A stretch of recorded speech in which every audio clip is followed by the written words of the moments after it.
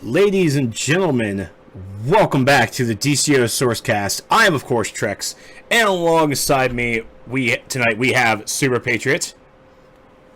What's up, everybody? And we have Vagrant Gaming, aka Trexlight. What's up, guys? Alright, so sadly tonight we will not have Brittany. She is thoroughly working on survival mode. In case no one knows, survival mode will be ending on October 25th on Sunday. Sunday will be the last day to run survival mode. So, if you haven't done so already, go do it. This will be the last weekend. I probably won't be able to do it because I don't have my CR. I know my CR isn't up to snuff to do it. But, I mean, if by any accounts of God, I can try and do it Saturday night, I'll try and do it Saturday night. Just like, alright, I did it. I at least tried. I did I tried. That's all that matters. That's all it's ever going to matter. So, I'm not going to be able to do it either, so don't worry. I can't get a group together. There's not enough population on the villain side. It makes me wonder if the cross-faction PvE will affect that over there. PC side, no one pugs survival mode really, so I don't think it will. So until really I get maybe either a new league or something like that, or get closer friends to play with, I'm never really going to be able to do survival mode, unfortunately.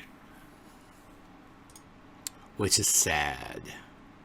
Super sad. Yep. But before we get into our more to the introduction to see how our weeks have been, tonight, if you guys have questions you guys want to ask us on the Sourcecast, if you guys actually want to be on the Sourcecast, be sure to come over to our Discord channel. The mods can tell you how to get there. Just if you want to know the information, just type in !Discord, like, the goddess or the action. And information will be there, and I have Michael Grid in Discord, one of the mods, ready to help you out and try and to get you on the show. So we'll be pulling people from the Discord channel, from the voiceover program, to come onto the show and join in on a conversation or something. Ask a question or, have fun. It will be great. It is I think it has a mobile app for it, but you also use it on your web browser, or you can just install the program onto your computer. Either way. Most likely Chillcat, I can see him already in, so I might be grabbing him a little later when we talk about Atomic, because I've been talking with him a little bit about it. So, let's talk about how our weeks have been. Soups, how's your week been, brother? Nah. That's nothing. Nothing. I got nothing. You got nothing. Okay. I got nothing for you. What about you, Trick? You tricky. It's been alright. I really only played DC 1 or 2 days. Didn't stream it. It's getting kind of hard to log into the game just because my league, I don't get to play with my league as much anymore. So I need to find a new group of friends to play with on USPC villain side. Other than that, been streaming a lot. Started playing Bloodborne again. Might stream that. All in all, it's been a pretty okay week. Most excellent. Yeah, week has been pretty okay with me. I got new shoulders. I got the vendor shoulders. I'm really happy. Worked my tail off. The Vesture of Proselyte? What? The Vesture of Proselyte? Yeah. Or however you say it? Yeah. I think, yeah, you know what? On that too. Yeah, you know what? That's as close as I'm going to get to it. I think you did a pretty good job pronouncing it. Yeah, really. But yeah, I streamed Monday. I didn't stream DC because apparently there was a big update that I missed. So, but Wednesday I worked my tail off that night, trying to just get the marks I needed, and all I really was gonna do was just switch out my face. But then I got my 45, and I'm like, you know what? It's only 5 more to get my shoulders. Let me run Desecrated Cathedral one more time. I can get these 5 marks. Let's do this. And I didn't run. I had like 40 something, but I was too. I had 48. Then I was like, let me get the shoulders. I was too off, so I'm like, let me run flash again. And if I get the blue shoulders there, I won't have to worry really much about getting the vendor. And so I'll just save up to get something else. But I got the new got my shoulders. CR still at 137. But the reason for that is I have the 122 trinket and 122 utility belt. I haven't attuned them yet because I'm patiently waiting because I'm at 137. I have like access to 16 or so instances I can run for marks. So I'm gonna abuse. I guess that word should not be used, but I'm gonna abuse running all that stuff to get marks as much as I can before I just start unloading these unattunements and then just jumping up to CR rank. So I'm gonna wait. I'm gonna be a little patient. Episode 18 is almost here. So once episode 18 drops, I'll probably just start attuning everything and just bump up my CR and just like, all right, let's rock, let's do this. Or if I get lucky and do another unholy matrimony. So yay. Which is one other thing I really wanted Brittany here for, because I know she's completed a bunch of times. Suits, have you been able to complete it yet? Nope. Still having some Regular mode or hard mode? regular. Nope. I haven't run it since last time I told you about. I've made 2 attempts on it. And it's basically you just couldn't get past. It's basically, like I said last week, people go in there and they're willing to give it a couple of shots and then they leave. I mean, not that everybody's not willing to. It's not necessarily a thing where people are like, oh, this is too hard, I'm out of here. I think people. There's a lot of people in the same boat that I am. They're forced to pug stuff like that, and after trying for like 2, 3, or 4 hours, that they can't get in a group that stays in there, or the group they get in there with ends up falling apart because other people have been trying for 2 or 3 hours. It's just the nature of the beast as it is right now.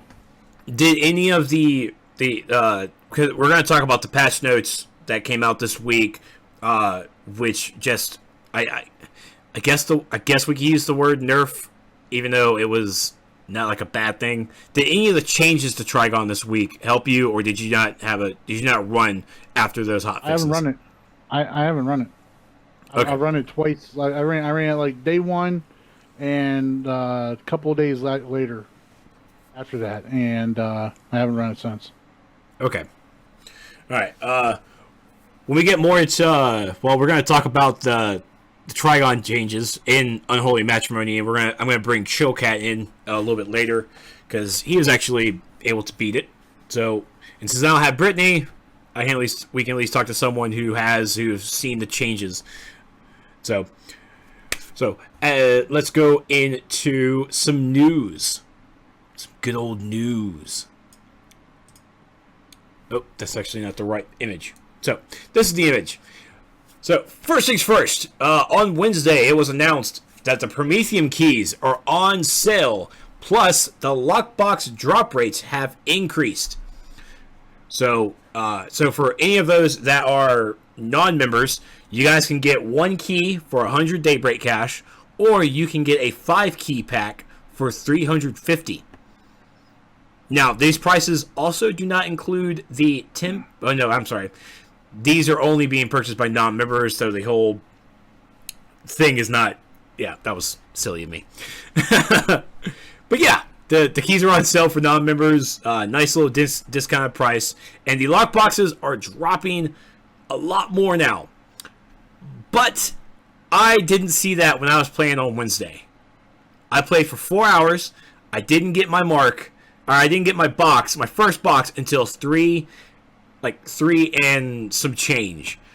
I was like, man, I'm almost about to call it a night. Where's my lockbox, Meps? What's going on? But maybe the 3 hours is supposed to be a thing. I don't know. But the lockboxes are dropping a lot faster. So go out there and keep completing your runs and rock on. So has anyone gotten some lockboxes? Oh yeah, I've gotten lots of lockboxes. Anything good? Actually, yeah, I'm getting closer to getting the Frozen Fury and the Mercenaries Malice files done. I think I've gotten like 3 or 4. I've got. I'm about halfway on those two. I know that. But yeah, Very cool. Doing all right. Yeah. Best way to describe it. For me, it's I think after that update, it was funny. Like I think after I read that, it wasn't like I was on the game and I just happened to read it and I was like, oh, they drop more commonly now. And then immediately after I read that, I got one. I was like, oh, okay, I guess it's working. Yeah, I got one, and then I think it was... I can't remember what it was. I think I picked up a villain PvP style. I can't remember what it was. But I was just happy I got a lockbox, and I was like, oh, I'm about to leave now. But this is great. This is a great way to end the night. Finally got a box. So the lockbox drop rates have been increased, and the keys are on sale if you're non-members. So this sale began on Wednesday, October 21st, and it ends on November 2nd.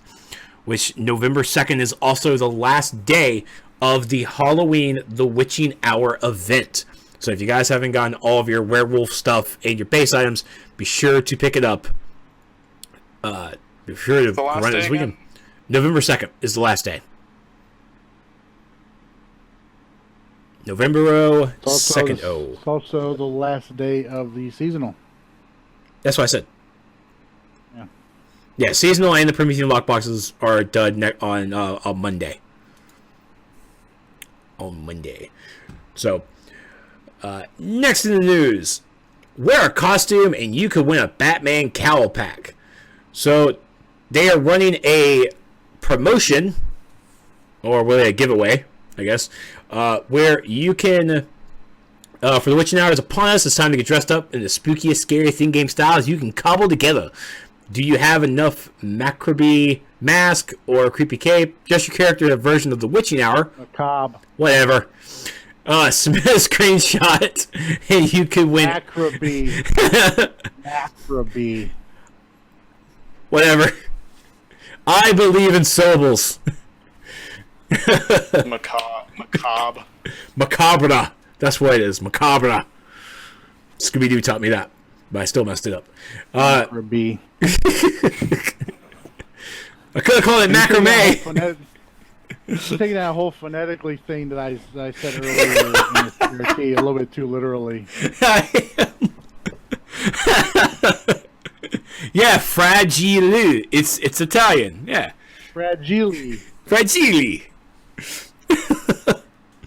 All right, so you can win either a ghostly aura, or you can win the Batman Cowl Pack. So to enter, take a screenshot of your DCO character in a Witching Hour costume. Then submit your entry via one of the following methods, right? Either go to @DCUO on Twitter and send a tweet tagging @DCUO and include the hashtag DCUO Scary Sweeps. Or upload your entry to the websites, to the sweepstakes site here. You can find that link on the forums. It is called the Wear a Costume, You Could Win a Batman Cowl Pack. Is in the announcement section of the forums. The submissions are now open through noon Pacific time on Wednesday, October 28th. So, sadly, if you're going to go to Michael Grid's Halloween party on the 29th, yeah, it makes me wish that they could, like, can we push it to, like, the Friday to include everybody in the Halloween, for the Halloween party, which I'll talk about in a moment. But yeah, so... then of all valid entries collected, 5 random winners will receive the Ghostly Aura, and 3 additional random winners will receive the Batman Cowl Pack. So that's pretty cool. So I have the Ghostly Aura, which you can see in the picture here. The picture does not do it justice. It is awesome. It is a great aura. I love it, love it, love it. It is one of the best auras. Yeah. Alright, so, and speaking of Halloween, let me start this out there now, to get it out of the way. Michael Grid is hosting the 3rd annual Halloween party. hosted by yours truly, over here at twitch.tv/Trexlight. It's going to be Thursday night, October 29th, on the USPC server at 9 p.m. Eastern. So, knowing Grid, he's going to give away a bunch of awesome auras. He's going to give away probably a bunch of base items. He does a lot of giving.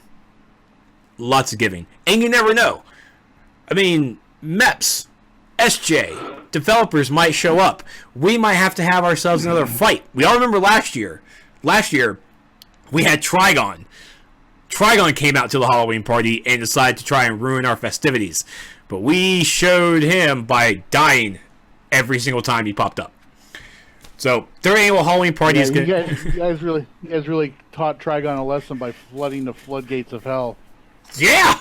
It was great! Not one soul went to heaven. Hand to God.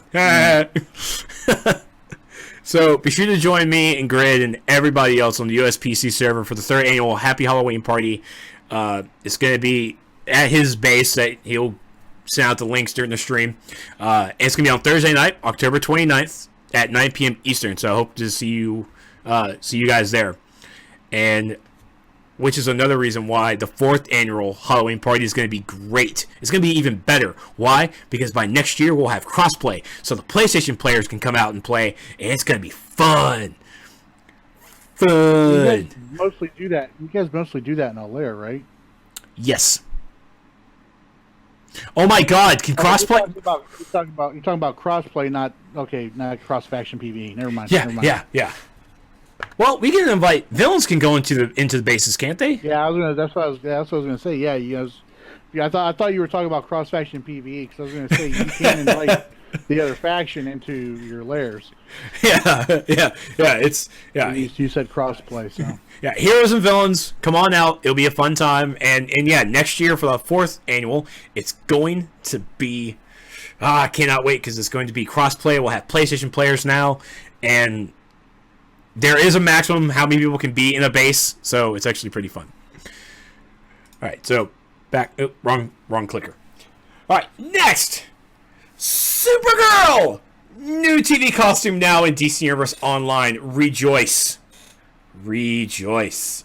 I'm gonna let Soups throw this one. Go ahead and talk about this, buddy. Supergirl, as he says, new skin for the Supergirl Legends character. You can get her either. She's available for members only, from Legends.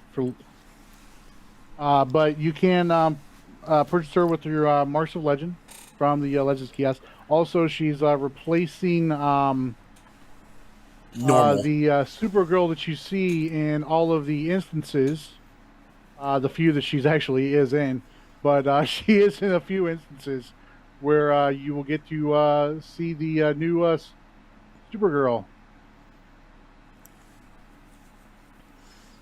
Yeah, I ran the solo challenge yesterday, and Dr. Psycho's place. Yeah, the Metro Hospital. Was she all icky? She still felt icky. No. I mean, she was. It was actually pretty cool seeing her in there. See, now I want Dr. Psycho in the Supergirl TV show. To keep everything, steady with everybody. They didn't use Melissa Benoist's voice. They didn't change the voice actor. But it's just the skin. That's okay. One thing at a time. But at least we have a likeness. It's pretty cool. She even tweeted out, and so that was pretty cool. So now the next venture is that we need to get her on the Sourcecast. That's what we need to do. So I need everyone out there to go on Twitter and calmly ask her to show up on the Sourcecast. I mean, for God's sakes, Chillcat offered to donate $100 to a charity of her choice if she would come on to the show. So if that's the case, we'll do a charity drive or something. It's like all proceeds will go to a charity of your choice. Just come on to the show and just talk about talk about the show, how it feels to be the new Supergirl, and all of it. The closest thing to a celebrity I've had on the Sourcecast is probably Spittle. That's basically it. We had Spittle and Meps, and that's it. Those are the only ones that we've had. Locke hates us, so he doesn't want to come on. I think Locke just doesn't like you. Why does Locke hate you? I don't know. I don't know. I mean, if someone would stop talking trash about his Longhorns, that would be fantastic. I won't talk trash about the Longhorns when they play the Buckeyes. Well, I can't knock you for that. Then I don't think he'd get upset with me for that because that's to be expected. He would be disappointed if I didn't. So yeah, go to Melissa's Twitter page. If someone can link that for me in chat, go to her Twitter page calmly, ask her to show up onto this DCUO Sourcecast. I'm wanting the fans to outcry it. Just get her to come on. And how do you pronounce her last name? Benoist? I think it's again. We're talking phonetically here. Yeah. It's phonetically, it looks like it's Benoist, but I think it's a French name, so it's like Benoit or something like that. Now, see, me being a wrestling fan, as soon as I saw her last name, that's exactly how I pronounced it. Yeah, that's exactly how I pronounced it. But then I was like, well, there's an S there. Is the S just trying to trick us? But yes, we would like Melissa to be on the show to talk about Supergirl and how it feels to really be the first celebrity from the media to be in the game, to have a character in the game, because this is awesome. Because now what we need is Batman versus Superman Batman. That's what we need now. Because we need more Batman skins. No. Superman. Come on.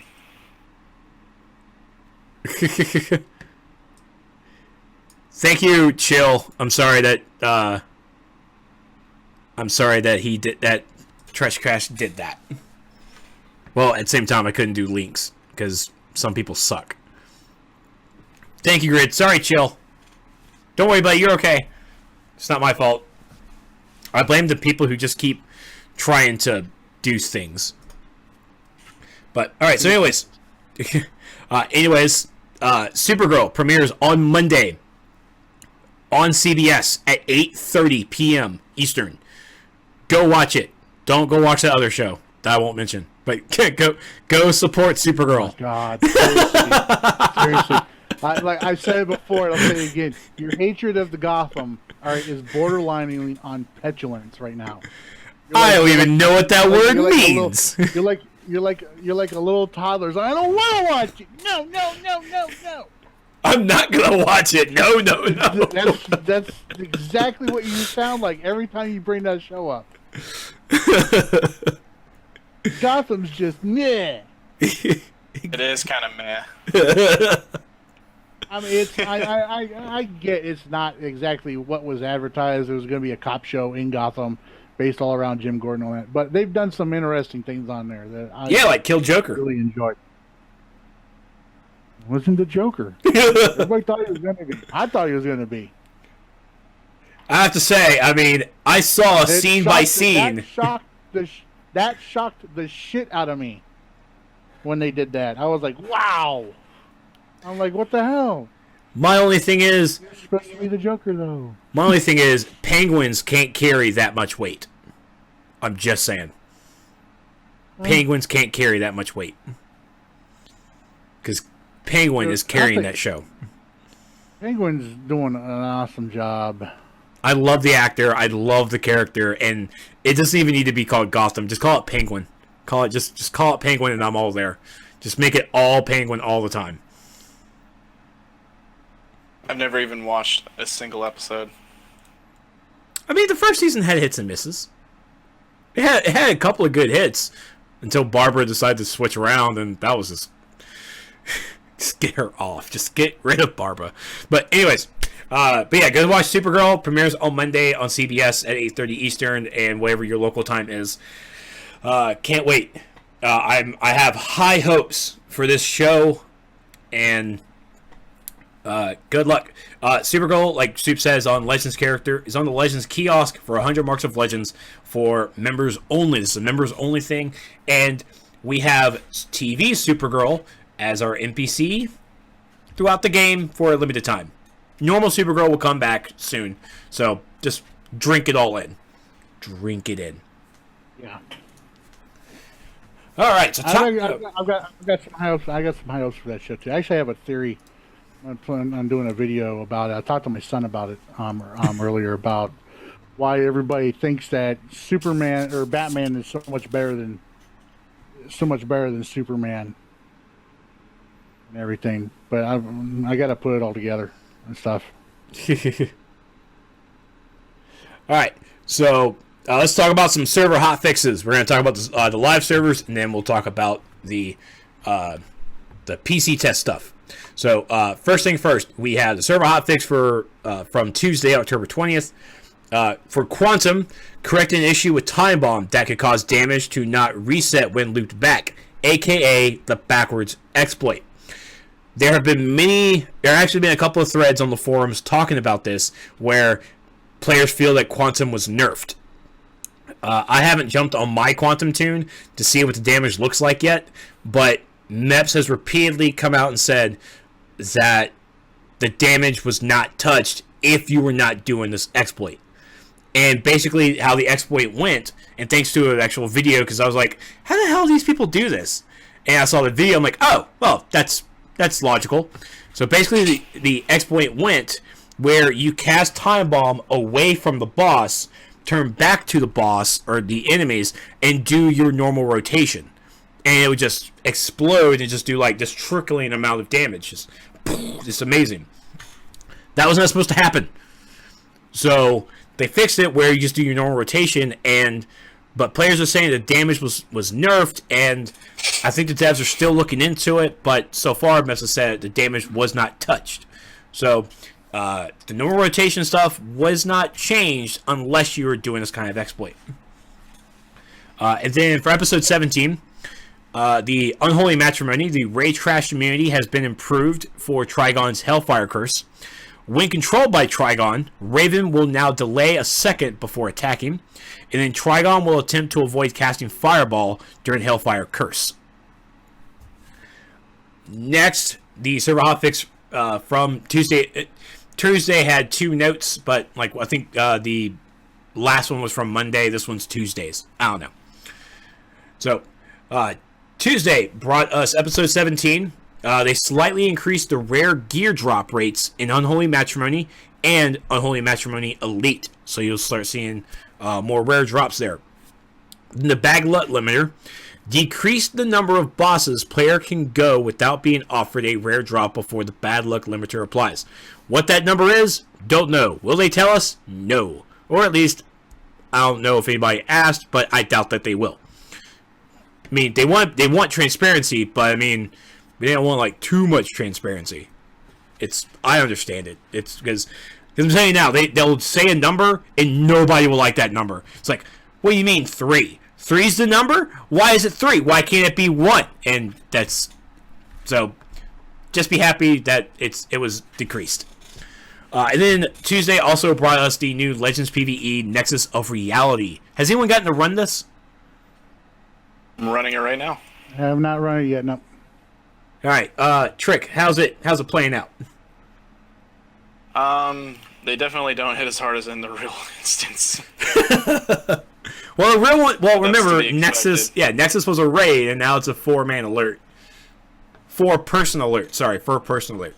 I'll need to film this on me. Legends alert. Yeah, there we go. 4 Legends alert. Yeah. So, yeah, it's so you haven't compared to what it. Easy mode. Okay, that's what I was looking for. All right, and then finally the hotfix from Wednesday, October 22nd. Basically, another thing for Unholy Matrimony. Trigon will no longer use Hellfire Curse during a demonic energy phase. So, I'm going to bring in Chillcat because I want to talk about Unholy Matrimony before we move on to the PC test server stuff. Okay, so let me grab Chill Cat and bring him into the show. Chill, are you there, buddy?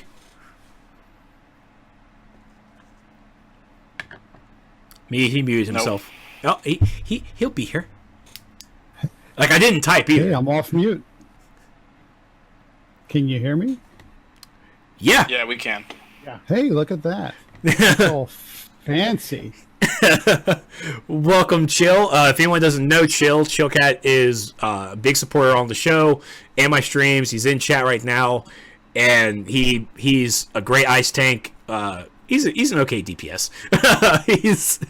You're gonna do that to me now. Well, I remember the one run that we had that player saying that the DPS was too low, and I of course laughed at his face. But all right, so let's be honest. Who's the one player that said I was too slow? Let's see. Is it somebody who might be on the stream right now? I was just following along. I was just playing along. Touche. You have to understand. When I'm modding Trex's streams and when I'm modding the chat, all right, I troll it just as much as I moderate it. So. Okay, Chill. So he gave me a hard time. He did. All right, Chill. So, all right. So you completed Unholy. I will do crash countdowns in your stream. Okay, here's the thing. In 3, 2. See, there it is.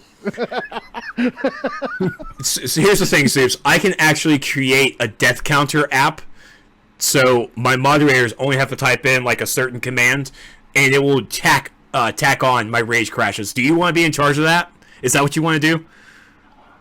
I don't know, man. I can count pretty high, but I don't know if I think you need a calculator for that.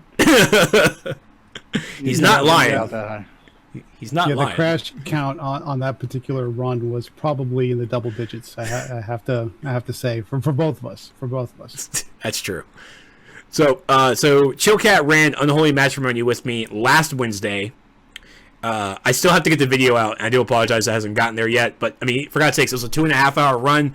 We spent like an hour and a half just on Avatar Sim by itself, so I'm having to get the time codes for that.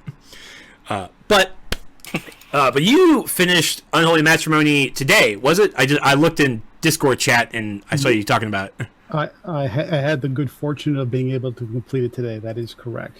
Well, congratulations.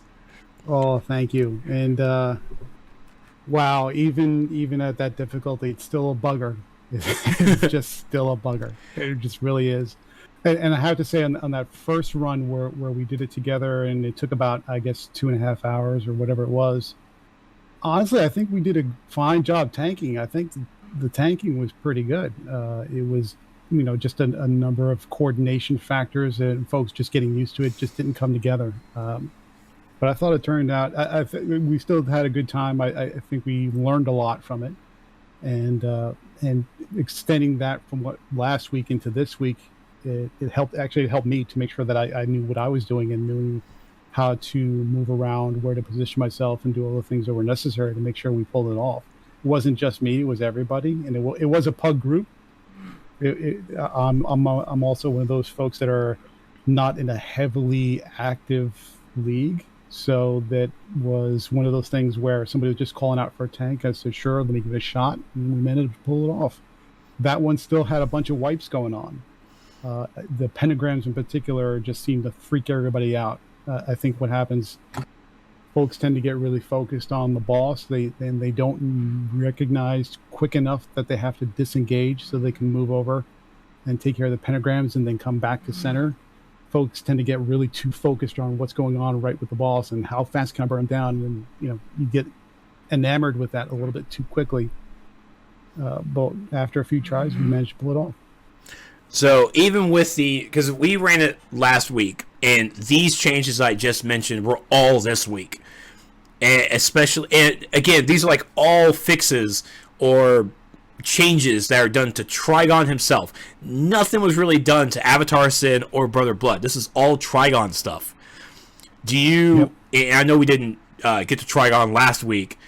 You got to Trigon last week in other groups, right?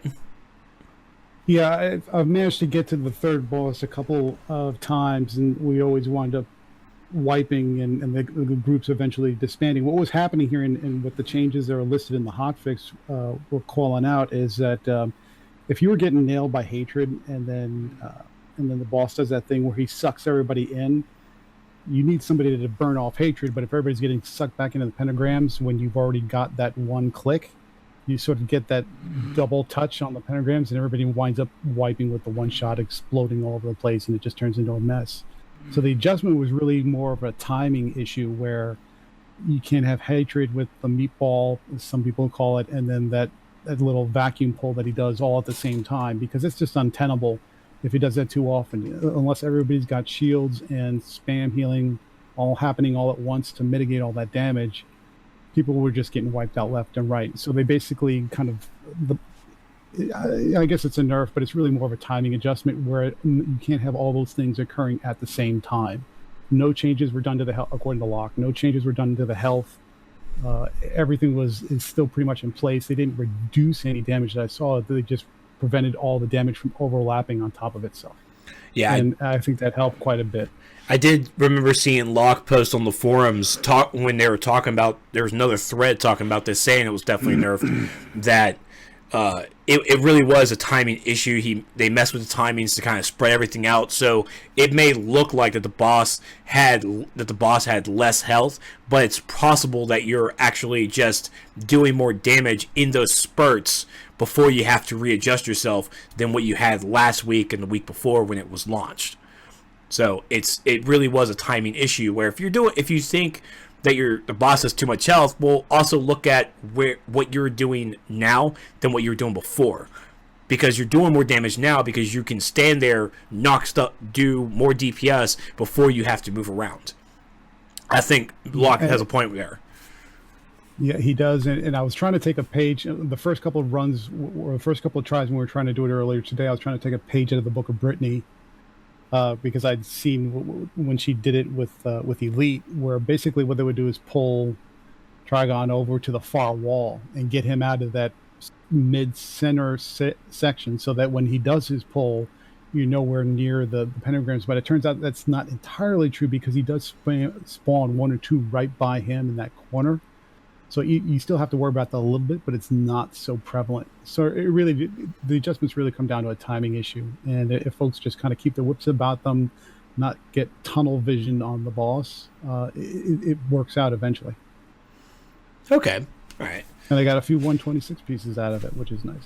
Very, very good. So you even got the luck of the draw with more rare gear. Well, speaking of the rare gear, what was the loot system?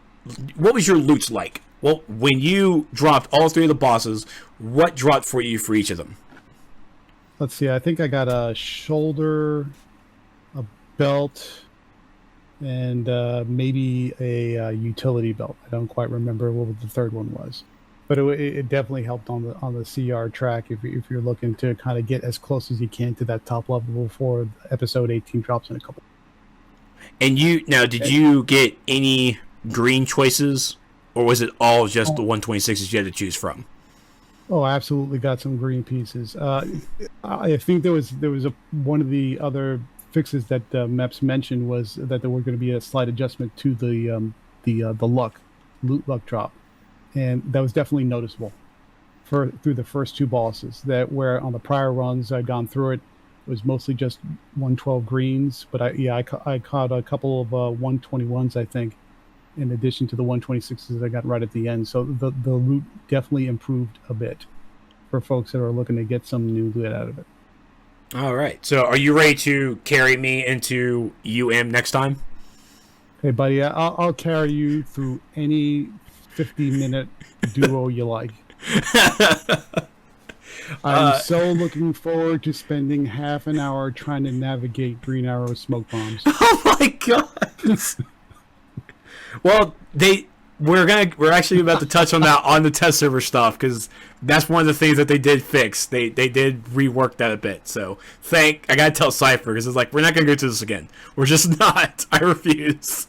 But, I mean, when I saw you struggling with those smoke bombs, I felt so bad for you, because I knew you were loving it, but you were hating it at the same time. What I hated more was not just running it and having to go through that. It was the back of my mind. I was like, you have to edit this. You have to write this down. And writing all of them down was like, there was like maybe 7 attempts on just that one. No, I think it was 13 attempts. It's like the most attempts I've ever had.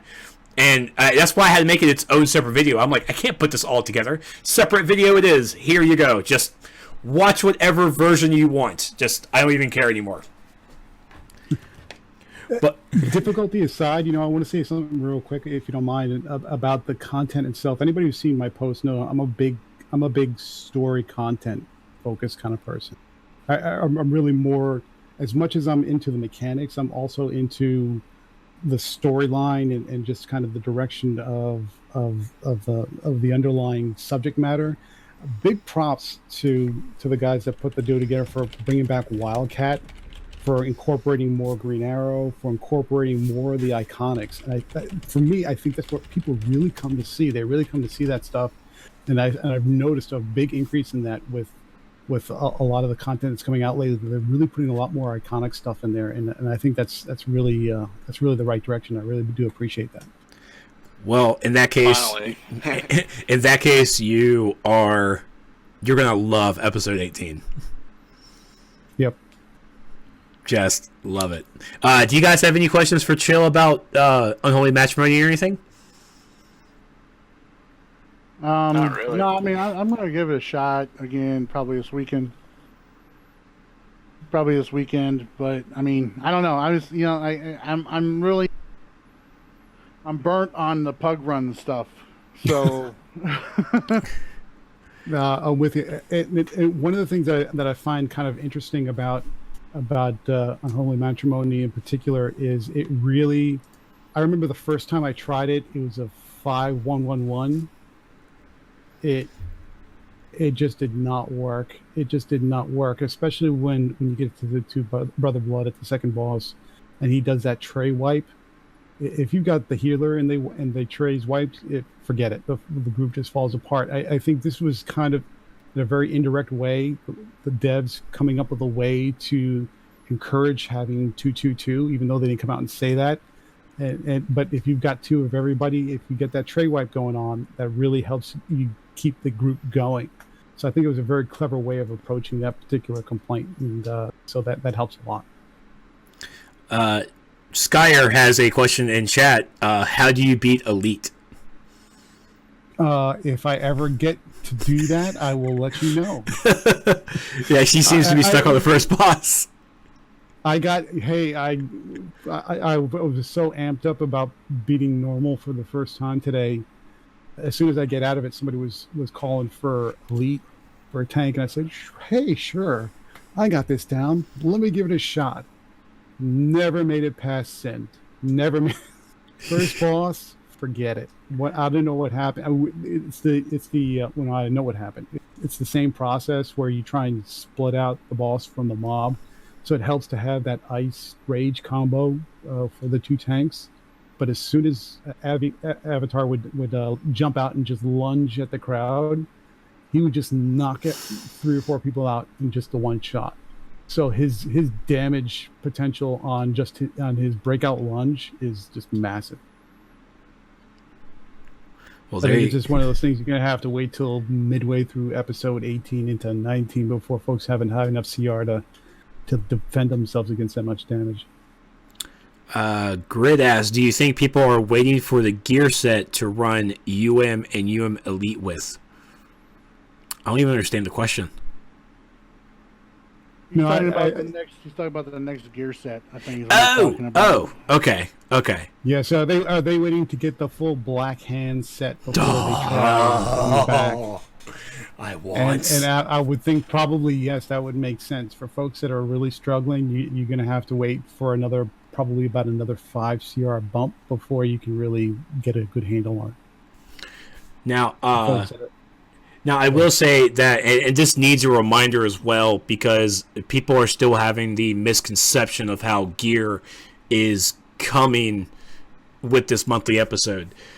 The plan in episode 18 fixes this again. Episode 18, you're going to get gear from episode 18. The gear from episode 18 technically, actually no, it really replaces the gear you got from episode 15. But the elite gear you got in episode 17, you know, the chest, the waist, and all that stuff, that might be replaced in episode 18. I don't know the CR, the item levels they're not in front of me right now, so I'm not sure. But you're basically, if you get gear from episode 18 and you want to replace it with the stuff you got from 16, I meant 16, from 16, that's a choice, because you might lose your elite gear if you replace it with non-elite gear. You have to also keep in mind for your for those bonuses, for the affinity bonuses. But with episode 18, the gear you get from episode 18 is not going to be replaced in episode 19. The gear in episode 18 you're going to keep until episode 21, when the next set of those pieces drop. Okay? So the gear is, you're keeping that gear for 3 months. It's not something that's going to be replaced over in like every single month. It's going to last for 3. And that's a misconception that a lot of people on the forums are missing when they keep talking about gear. They're not remembering this. They're thinking that's going to be replaced next month, and that's not the case. So this whole rushing this whole rushing to CR, high level CR for that episode, it's fine if you want to have that rush, but remember that all you really need is you just need a full set of vendor gear from that episode to be ready for the next episode, because all that stuff you get from raids and stuff, that's like the extra icing on the cake, just to be the max CR. But to be the okay CR, just get the vendor gear and you'll be fine. Okay, question from Sartic. How would you feel about Daybreak possibly ever adding a mode where you can pick the opposite faction iconic characters and play as them as they can be until the present time? I can see DC not allowing that, because they are in fact the iconic characters. And the iconic characters, like, you know, you can't have Joker go over and like save a civilian. If you're a hero playing Joker, you can't go and just save someone. That just won't be the case. I think Daybreak had plans to do something like that, but I don't know if they'll. When it was SOE, they had a program, and I don't know if that really panned out or not. Apparently it didn't, because we don't have it. But I don't see DC allowing that. I just don't. But alright, I'm going to let Chillcat go. Chill, thank you so much for being the first guest on. Hopefully we can get the system going. Be pretty neat. Oh, thank you for having me. Appreciate it. Alright, and of course I'll stay in chat and we'll talk to you later. Yep, I'll be here. Alright, so again, that was Chillcat, and if you guys want to have that little guest spot and be on the show for a little bit, download Discord. Just it'll be promoted on the chat from Trexcrash, from my Crash bot in just a moment. So if you guys want to be on it, you guys want to ask questions or just join a conversation, get Discord, get onto it, and have some fun. We have fun.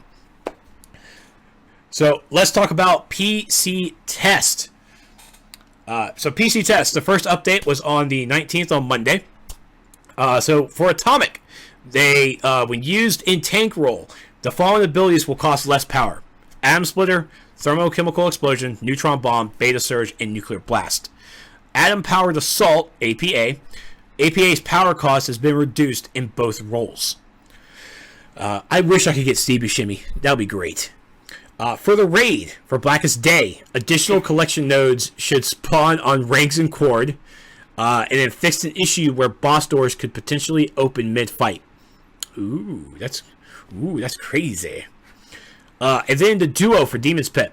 Slight adjustment to the damage output of smoke bombs in the second boss fight. The smoke bomb tail effects also play for a little longer before the smoke bomb actually starts damaging players.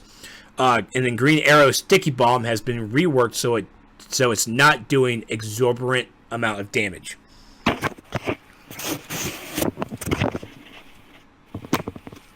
You You good, Trick? All right, Vagrant? Yeah, I was unplugging my headset. All right, and then on October 22nd, yes, on Thursday, they had, it was Thursday? There was one today, okay. For Thursdays, for League Halls, they moved the 3 sparring targets to be closer together. This is to help with testing cone abilities. For episode 18, The Blackest Day, Blackhand's corrupted energy now has a tail warning during the first few seconds of its movement. During the fight with corrupted Lisa Drake, the corrupted turret's lockdown now provides rage crash immunity. Sweet. Corrupted Lisa Drake. I need to see that. Updated loot tables to be better. Oh, what's a Drac? Drac, sorry. I Drake all the time. You know that P word that you always say. Oh my gosh. He Drake's all the time. That's. Oh. Look, I just call her the book whore, okay? That's exactly what I call her. She is just the book whore. She does nothing but read a book. So, they updated the loot tables to better... Oh my god, Meps, you're killing me. Updated loot tables to better chance at elite gear in the elite version. Damn it, Meps. Wait, is he in chat? Let me make sure. Is it better or is it more better? I don't know! I just don't know! It's more better. Mo Butter? It's Mo Butter. And then a slight adjustment to Lisa Drac snapping trap ability for the non-elite version of the raid. For the Demon's Pit, they fixed an issue with the blue drops being incorrect loot chance and the wrong items. Okay. The allied iconics are now referred to as the deranged rather than resurrected. And then slight reduction in the frequency of the smoke bombs in the second boss room to allow players to keep their footing for longer spurts. Whew. That's very important, by the way. Very important. And then here we go for atomic. Density and mass density. The tooltip has been updated to reflect that it is usable while controlled. For Proton Remedy, it now activates your Quark Gluon aura if you have at least 1 nuclear pressure stack and at least 2 molecule charges when it is used. The amount of healing over time per tick has been reduced. Shoot! No, I did not read that second sentence to be happy. Grrr! Alright, focus. It was so good, but it needed to be nerfed. It really did. It was too powerful. Alright, so while in tank roll, the second atomic combo of the following abilities will now refresh your aura if it is already active. Atom Splitter, Thermonuclear Explosion, Neutron Bomb, Beta Surge, and Nuclear Blast. Basically your 5 combos. They updated the atomic combo powers so that when your aura is active, the tray power and the first combo attack deal less damage, and the final combo attack deals more damage. This is to account for clipping the first combo instead of the second. And then the aura now grants plus 15% control resistance while in tank roll. And then for fire, tuned to damage slightly lower for fire burst and mass... Oh, I shouldn't have said that. So they tuned the damage slightly lower for fire burst and mass detonation.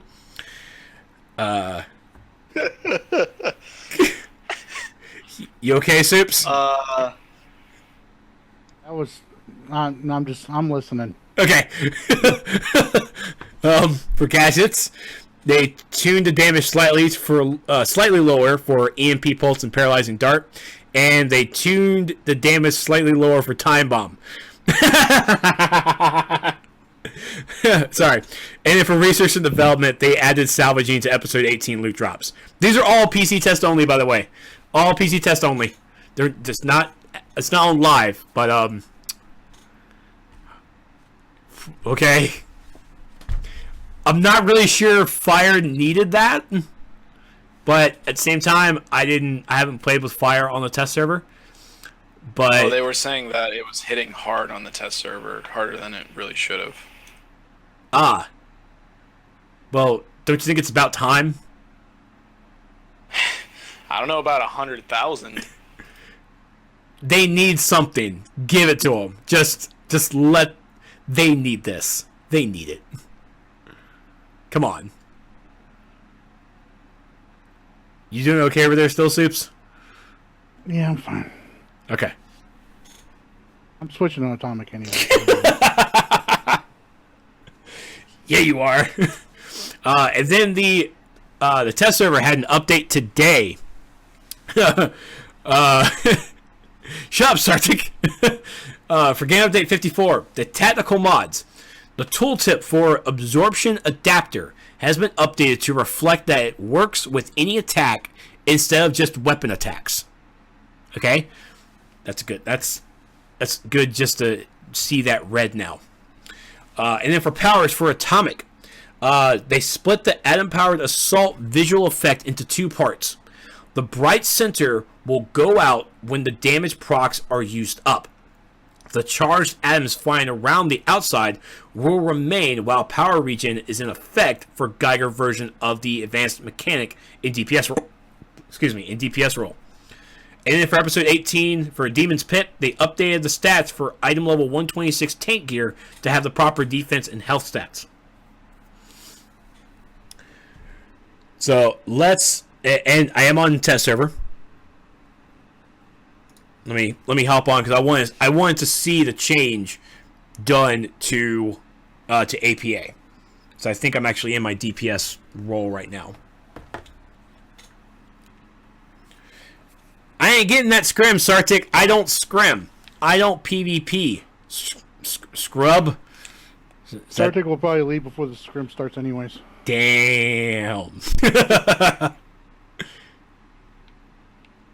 Alright, I don't know why I'm actually going to go down here. I'm just going to go up here. Yes. You'll be mad at me. This is for heroes. This is your default look based off of Firestorm, of course. Alright, so I have Atom Powered Assault already on me, so I want to actually see what this looks like.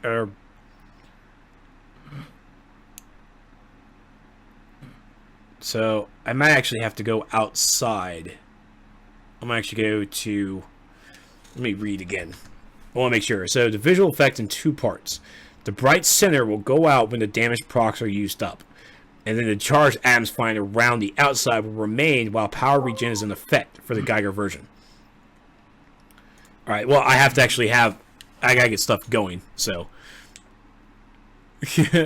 Let me... We're gonna go to New Genesis because things won't actually die in like one hit there. Hopefully. And, alright. So, in case those who don't know,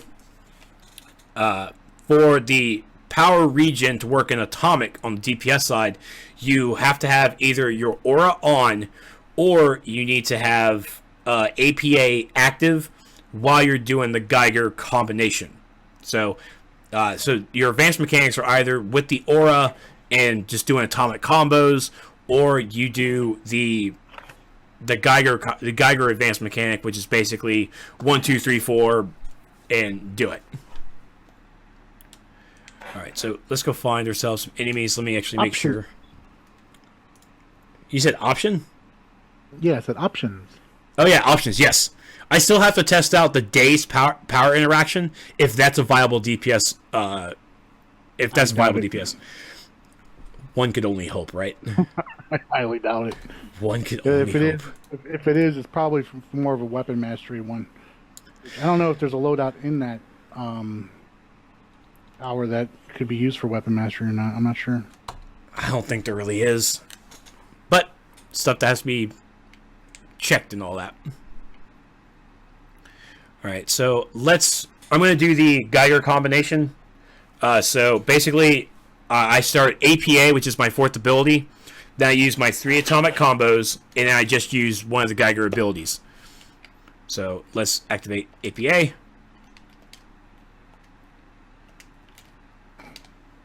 Of course, that was the ranged move.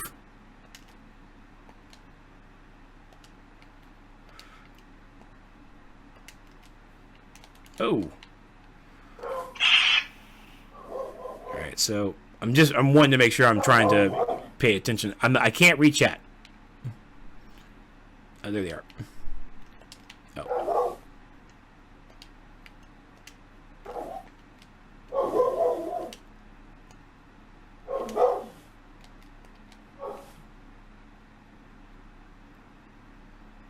So there's, I got you. I got it. I can see it now. Let me actually activate it. Alright, so the glowy part that you see in the hands, the glowy part, that's the damage proc. The molecules that are just floating around, that's the power regen tell. So as you see, the power regen is still going, then it dissipates. So you'll lose the damage proc first, but you'll keep the power regen for a little bit longer. Maybe like a second or two. So I'll show it again. So there you go. So the glowy part, that shows that you have the damage buff. You'll have your damage buff there, and then when that goes away, you'll lose it, but you'll still have the power regen from the molecules floating around. That is an amazing tell. Thank you. Now, how do we count the freaking molecule charges for tank, huh? How do we count that? I want to count that. That's why we need to have an icon. We need to have an icon or a visual. I would barely be able to tell the damage and the power back regen tells. I can barely see that. If there would be a whole bunch of stuff on the screen when I'm doing a raid. That's very true. That is very true. Apparently they want me to open up. Well, I have 5 lock boxes. I'm not opening up lock boxes on test server, people. You guys don't need to know. Might get some cool styles out of it. But I'm on test. I just opened one up, and I had 2 choices for the same damn style that I already had. Freaking amazing. That's funny.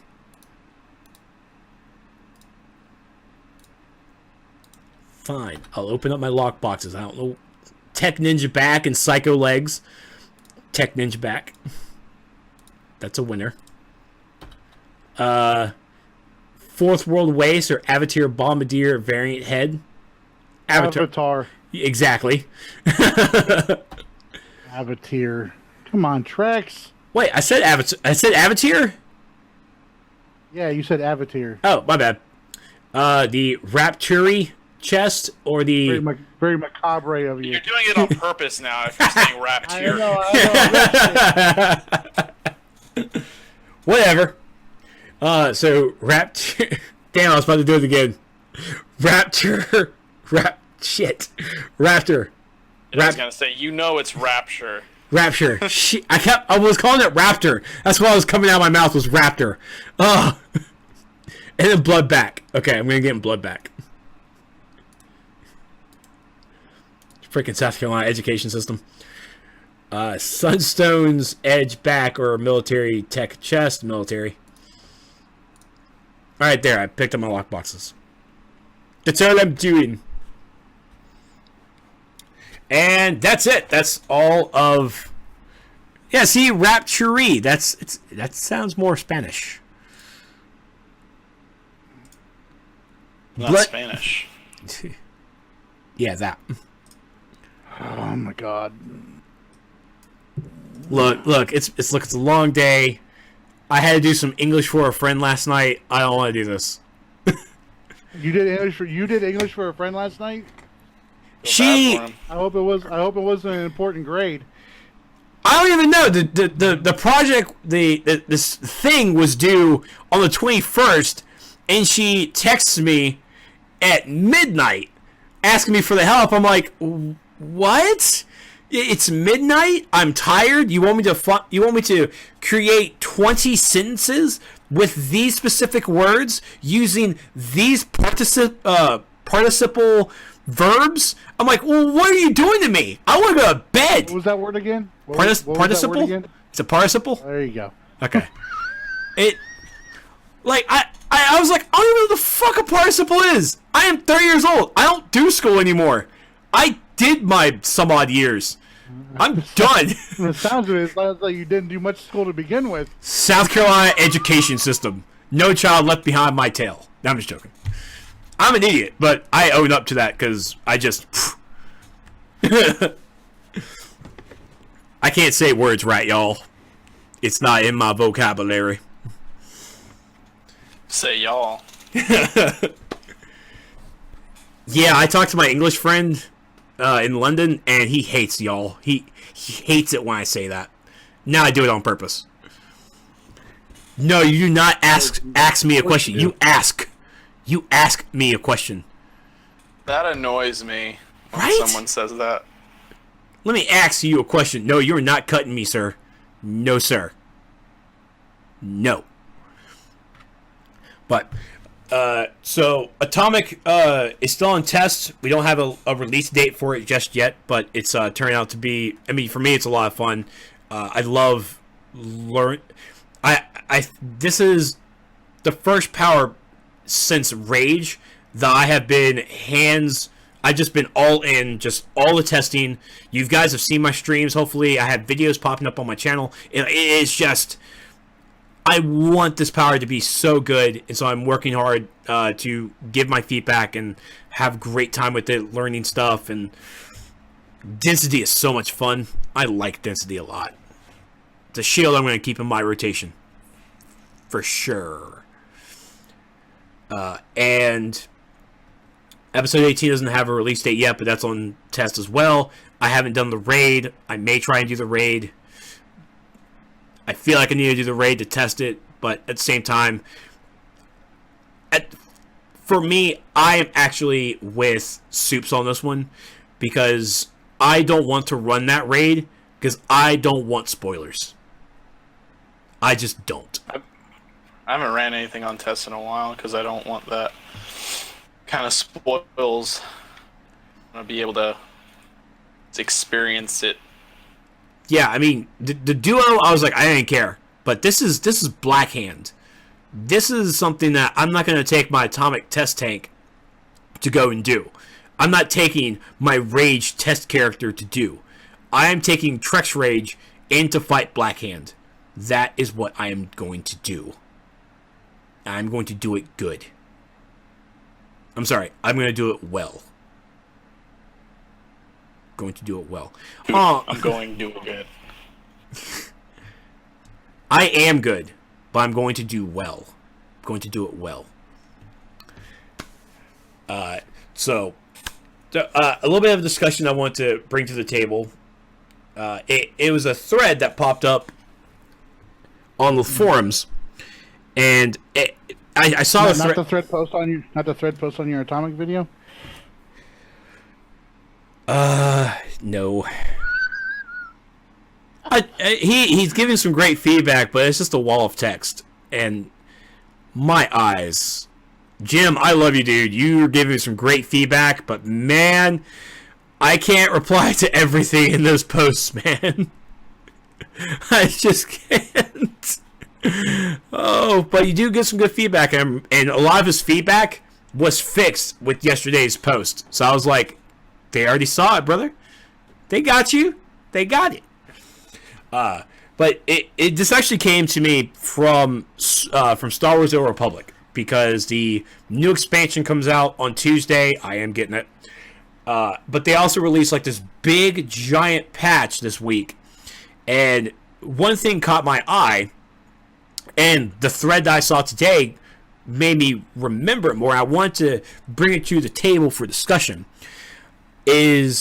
So in SWTOR, for one, they are changing everything with their mastery skills. Changing it to like a mastery thing where like a healer gets this stat, tanks get this stat. It's freaking great. I love when WoW did it. It was fantastic. But what they did was for their flashpoints, their instances, their 4-man instances, you are able to solo them. It is a choice that when you go do the scripted event and you're like, all right, well, you can go in, or you want to do the regular or hard mode or solo. So they have a solo choice that you can go in and solo. I haven't done it yet. I was gonna try and do it before the show, but I couldn't find it. And my buddy Stevie B plays the game, and I'm like, "Can you tell me?" I'm like, he was at dinner with his wife, and so he couldn't tell me, but he's gonna tell me later. But just the thought of going into an instance as a solo, people wanted this. They want to go in. They want to solo these instances. They want just to open up, give us the portal, and we'll go do it. And it came, and of course, you okay? Yeah. I'm Okay. good. All right. Now, the idea popped in my head that since I don't know how SWTOR does their solo Flashpoint, I don't know if it's like if there's going to be 3 other NPCs with me or anything. So the idea came to me that if I'm in a solo for DCUO, would it be better if, of course, you go into the alert as a solo? It's just you killing mobs, killing bosses. Go for it. Or rather, would that solo experience be basically you as a player solo, but with 3 other iconics backing you up? Which would, in my eyes, what Legends PvE should have been, but we're off. I'm not going into that. So what do you think? How you would want a solo instance for DCUO? How would I want a solo instance? Yeah, Have those. We're able to go into a raid by ourselves. We're able to go into a alert by ourselves. They just stopped giving us the portals after like tier 3 for some reason.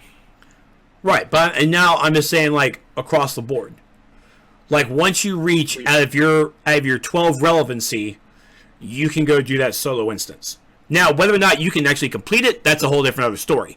But the instance is there for you to try and solo it. Are you talking about the way that DC could do it and technically just have it better?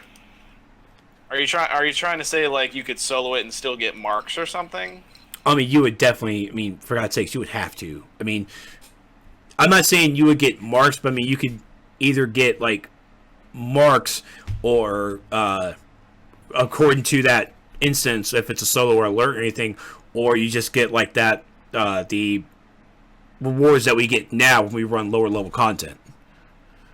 But I'm no not. one would want to do it. Well, I'm not. At this point, I'm not talking about rewards. Rewards is off the table. Okay. I'm just talking about just Yeah, the idea of it. I was gonna say we already have that. We can go into instances with the less than recommended player size. You know, for certain instances, not everything. Obviously, all they have to do is just add the portals for the rest of them, and then boom, we're on the same level as SWTOR. Right, that's what I'm saying. Bring in the solos, but would you rather have it where you're just by yourself, or would you have mean, the like, Legends bring characters with companions? yourself? Yeah, you would have That the would Legends be awesome characters. to bring companions. Like if they brought up a menu where you can be like, choose your allies, I'd be like Deathstroke every time. Let's see, you know, Black Adam. That would be neat. I would like that. And now also remember that because these are Legends characters, they don't really have a definite class. I mean, you would basically have your if you're in a alert setting, you of course have the rollless buffs. But I'm even talking about just like even in duos, or even in I'm not sure how raids would work, but I mean. But I mean, it's just an idea to really just to get the idea ball rolling. I'm gonna bring in Chill Cat because go ahead. It would be really cool to like have instances. I mean, like new solo content. I mean, honestly, I mean the open world stuff that we always do is nice and everything. I miss being able to queue into an instance, queue into a solo. To run it through and do that whole thing, face off against a major villain solo like that. It's it's something we haven't done for a while. I mean you can almost argue that some of it, we haven't seen since the original solo challenges. Where we go in, we'd fight side by side with Batman against the Joker, or go in and save Lex or save Superman, depending on which side you're on, and everything like that. So being able to do that, being able to because we're fighting like these huge, major freaking baddies right now, with like 4 people or 8 people at a time, and it just it feels really cool to go in there, go up against Trigon and a mind-controlled Superman and everything like that. That whole I beat that dude by myself kind of satisfaction, and be able to earn marks and gear that it's relevant to you and everything. Yeah, I kind of miss it. I don't miss grinding out the 500 challenge feat, don't get me wrong, but I do kind of miss doing that kind of stuff. All right, I brought Chillcat in. I brought Chillcat in to talk a little bit more about this. Because now all the open world stuff we've got right now feels more like chores. That's dailies. Yeah. Yeah, the open world, the dailies are pretty rough. One of the things that we put out there was posted up a proposal. The problem we have with alerts and raids, the queuable stuff, things that you can't get to through a transporter, is it's hard line locked to head count. It's always the same number of people based upon the size of the content, which is fine where we started, but the problem we have is once you progressed into the episode levels and the CR levels and the tiers that we are now, it just doesn't make sense. And that's what led to this whole thing about mark relevancy and taking away marks for running lower content, which has valid reasons for steamrolling. So the idea we're kind of kicking around, and I put some posts out there on the forums as well, is to talk about dynamic queuing, where the queues, you have to add some intelligence to it, but basically to say, look at the queues for the size that it was intended for its default, say it's an alert. And then it looks at the CR of the person queuing. And if their CR exceeds a certain stat value based on precision, might, wherever else, then just let them into that mission solo, or 2 or 3 people. So basically, instead of hard locking the head count based upon the mission type, you dynamically adjust the head count based upon the aggregate stats and capabilities and potential of the folks that are queuing in it. So that way the queues would run much faster, because folks would queue in based upon their tier level, and then they can play and they can get through it as much as they wanted to. And then what that allows you to do is it also allows you to greatly extend the mark relevancy of that content, because when you start out at that particular, let's take something like Area 51, right? So if it's Area 51, it's tier 1, it's for 4 people. Well, once you get to tier 2, if you had dynamic queuing, that it could adjust you down so that you could run it with 2 or 3 people. It's still a challenge because you're running it with less people. So it allows you to extend the relevancy of that same alert without having to kind of worry about all the steamrolling, the face rolling, and all the things that are going on. So if I don't know if it's possible, it's really a technology question, but if the devs could kind of think about, can we allow the system to be more intelligent about letting people into the queues, that would kind of address a lot of those problems. I know everybody's asking for teleporters, and that has its purpose. The problem you run to is eventually with enough content, you're going to run out of space somewhere. So you got to find some way to kind of bring in some intelligence to hopefully make the queuing a lot more. Well, dynamic. we do have our own teleporters. That's true. That's true too. If they can allow that adding to like the urgent war fronts, teleporter mod would be pretty good. Or since once you get Gotham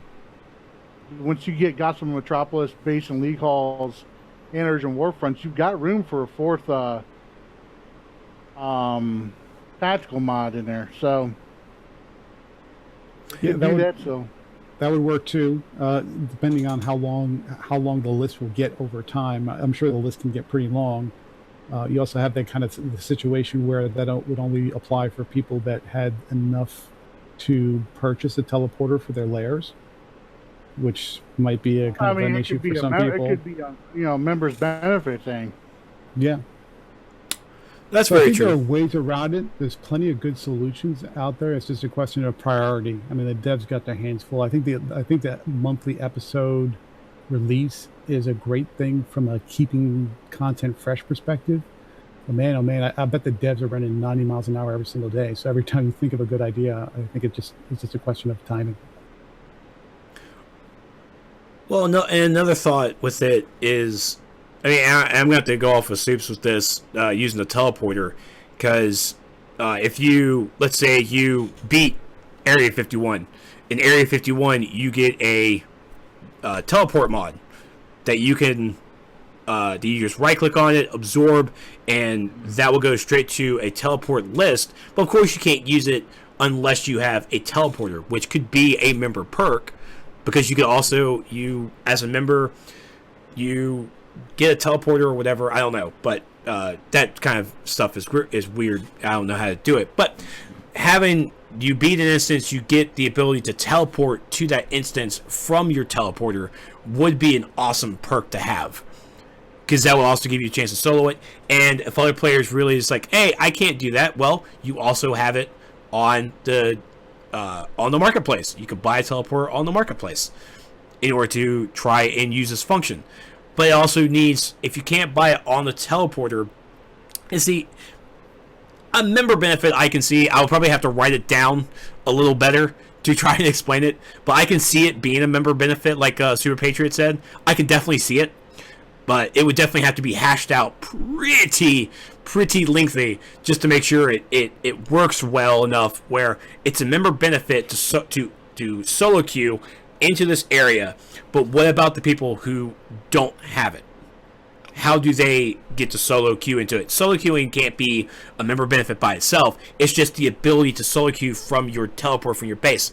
There probably needs to be a teleporter in the Watchtower Hall of Doom that does this function, but to have it in your base, that's a member perk. That way I can see it. Unless, of course, if it works like any other transporter, where if you let somebody into your base, then you can walk them in and then just walk them out as a favor. But that would mean you'd have to be friends with somebody who has member with perks. That's true too. What do you think, Soups? I don't see why we don't just, because other games do this to an extent. They don't do it like the way I'm about to propose. I don't see why they don't just have it to where instances can scale with the highest person CR that's in the group. That way, technically, every instance in the game will technically stay more relevant.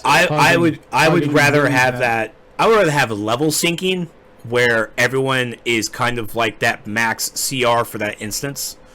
I'd rather have that kind of level syncing instead of like if a No. You guys are talking now. You guys are getting into the whole stat flattening, stat boosting thing that I was going to get to that. Have been totally against from the get-go. I mean, we're already having they can just change it to where when you queue by yourself, it doesn't do that. But when you're in a group of similar CR or something like that, then it does that to where it can technically give a group who say 140 CR running FOS 1, 2, and 3, it scales that whole rate up to where the enemies have like 143 CR, and it makes that challenging for them again. The problem you have with if you do that, if you're plug in with somebody who's like a CR 42, But that's what I'm saying. If you don't, it's just turned off when you pug. Yeah. It's an option. You can always just restrict where it's a requirement to say make a pre-made for that to happen. That would be an option within the queuing system to have that kind of level sync. Now, again, the level sync I haven't seen in many MMOs. WoW, because of course I only play WoW and a few others, but they don't have that kind of thing. SWTOR does, and it's something that I've read in the past, and I was like, you know what? I want to experience this to see how it goes and see how it can be tried to be applied to DCUO. Because the level sync... I mean, it's just practical, because it makes it to where every instance in the game is useful again. You never... Because essentially, think about it this way. You're tier 7, you have all these instances that are in the game, but you're really only doing, or at least experiencing, your 12 pieces of content on a relatively daily basis. You're never really running Condoc too much anymore, Bat Caves, unless you're helping out a friend. This makes it to where you have almost limitless options to and be like, you know what? I feel like getting my league together and doing the whole Bat Caves trilogy. Just because it'll give us marks. It won't give us the best gear in the game at the moment, but it'll be fun to do. It'll be challenging again. It makes it to where the game has a lot of replayability. More so than it already has. It'd be a pretty epic update in my opinion, if they made it work right.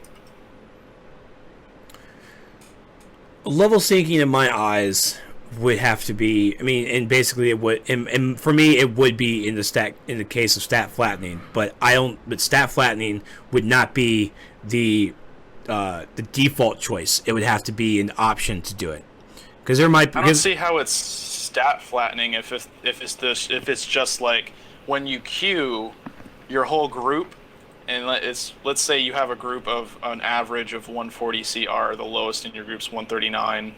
And the highest in your group's 141, it takes it to where it reads the person who is 141 CR, and the game goes like, okay, well the highest person in the group is 141. Every enemy that is in the instance is going to be 144. Yeah, it's the same thing they did with PvP though, and nobody liked that. Yeah, I was basically saying like you don't match it to the highest CR, you match the CR to that content. Where if that content is like, I don't know. I like being able to go back in older content and just blow through it. Yeah, and you still should have to do that. Give you the option. But at the same time, though, everybody's going to take that option, not to have to go after and chase down all that gear just so their CR gets buffed up to run into newer content. You're completely taking the entire grind and the chase out of the game when you do that. I don't think you guys are really understanding what I'm proposing. You're wanting to match the NPCs to the highest level character, I'm guessing, right? When you choose to do that. Yeah, in the other group members who are lower than that. Yeah, the group members who are lower CR, because if you have your 141 and you have a 139, 139s multiple, they all get their stats boosted to where you would be they would be at 141, and then the NPCs follow that way. No, they would stay 139. It would be relative to the person who's the highest CR, as in it's just how it would be. It would be scaled to the person who's the highest CR. They wouldn't scale anybody. So for instance, if you had a group where you're trying to run old content, but you want it to be challenging again, and you're doing it this way, it's not going to scale anybody. It's not going to touch anybody. It just reads who's the highest CR and makes it to where it's challenging to that whole group. So the NPCs get boosted CR. NPCs get boosted CR. Players' stats get nothing changed. So the mission difficulty adjusts itself to match the group, not the other way around. Exactly. Players have nothing changed to them. Older content becomes challenging again. You get marks. You're obviously not getting the highest content gear. The only way you'd be able to do that is running the current episodes. It also makes it to where you can retroactively go back into older instances and enjoy that as well. And still have challenge. I'm all for anything that gets rid of clamping and stat boosting. I hate it. I can't stand it. I also see an issue. I hate it. I also see an issue with that being that the devs would have to go back, because like you say, you do Batcave and then you'll have players start complaining. It's like Batcave isn't hard enough. It's like, what the fuck are you talking about? And it would have to have the devs go back and look at older content with this kind of thing.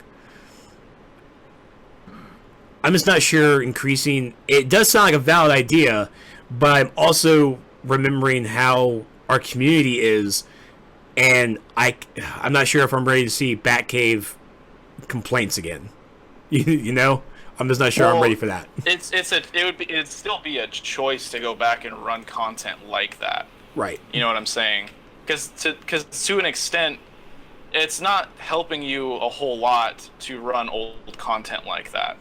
It's getting me my exobits. I know that. Yeah, to get the best gear in the game, you're still gonna have to run current tiered content. But if I was, say, I was like, hey guys, let's run the FOS trilogy just for the shits and giggles, and let's make it to where it's scaled to our CR relevancy. Obviously, we'll group up everybody. We have one of our friends that's 130 CR. We're like, no sweat, we can do it anyways, because it's not going to touch their stats. Obviously, it's going to make the raid harder for them because they're lower CR than everybody else. You're just running it to run it and possibly get marks. Obviously, it's scale a little bit. I don't know if you get the full 10 marks for running raids that are older and stuff like that, but it would basically make it to where everything in the game can be ran by everybody. Well, it still can. It can be, but I don't see what the fun is about going in and being able to one-shot everything. Correct. When you're not really getting too much anyways. Correct. That's why I want stat clamping for an option. I take my gear off, but that's just me. But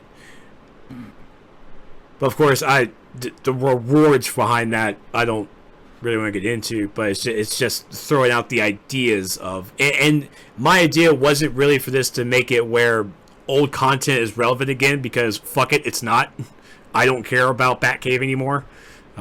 If I want something from it, I'll just go run it. But it's basically just opening up that option. Just having more options available to us as players. Whether or not the system will allow that, I don't know. How much content is in the game right now? If they had it that way, holy shit, we would be able to say that DC Universe Online has the most content out of any MMO right now. I mean, it still does. How many raids are in the game? How many alerts are in the game? How many duos are in the game? I mean, we have everything there. We still get rewards. Saying, but we're not getting any. We're not really getting anything in terms of what's going to progress our character in terms of strength and gear when you're running old content. I mean, you get marks from it.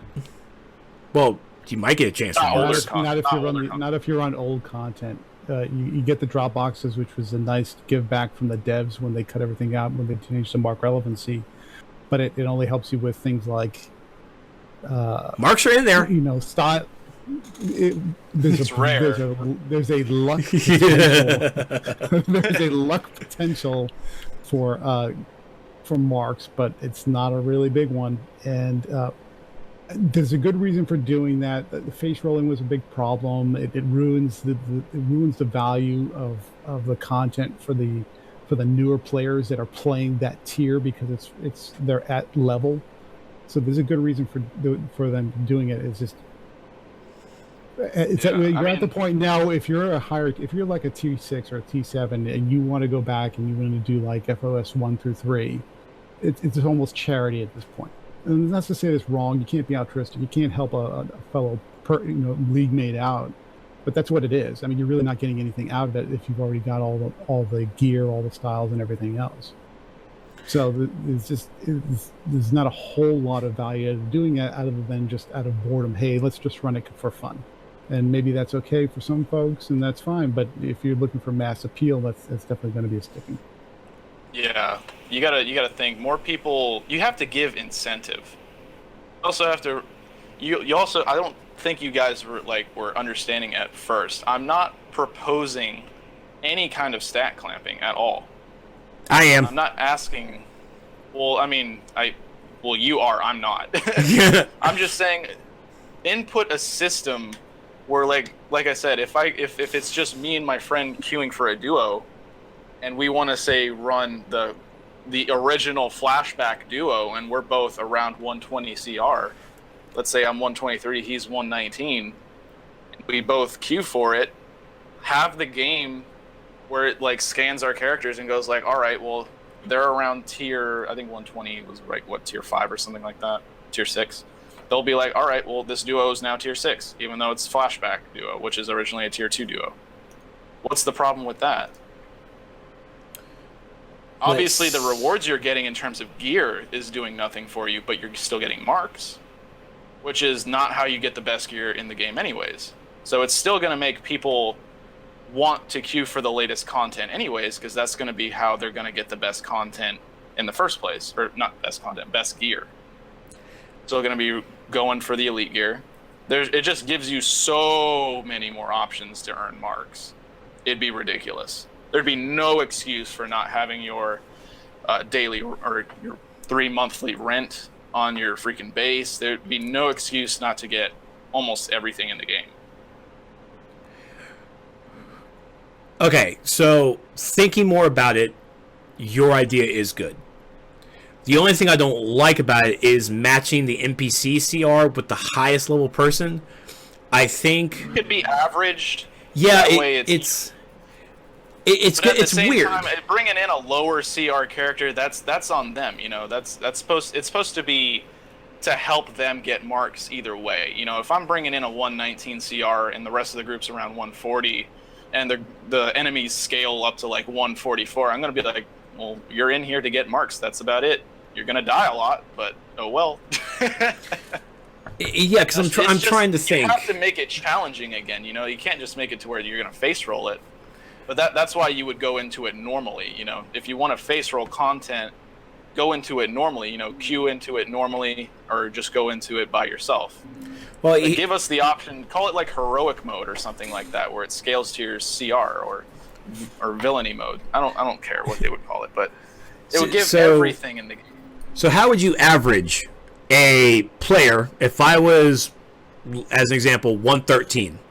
I was CR 113, and then you were CR, it was CR 131, what, or, no, shoot, 131. I'm 113, you're 131. How that should be averaged? Basically, like right there in the middle, where it's challenging for me but easy for you. Well, I honestly don't think it should be average. I think it should be scaled based to who's the highest. But then that would basically call the community that 131 would just be blasting him in an open forum on the forums. Like, I got hooked up with this 113. He tried to match up it didn't work out very well. That's why you wouldn't be able to pug for it. That way, that kind of thing doesn't happen. So you can't pug for stuff like that. So yeah, your option for wouldn't work. pre-mades. It would only apply for pre-mades. Yeah. Who choose that option. Make it optional. Exactly. But like I said, it give so much more content for everybody to run every single day.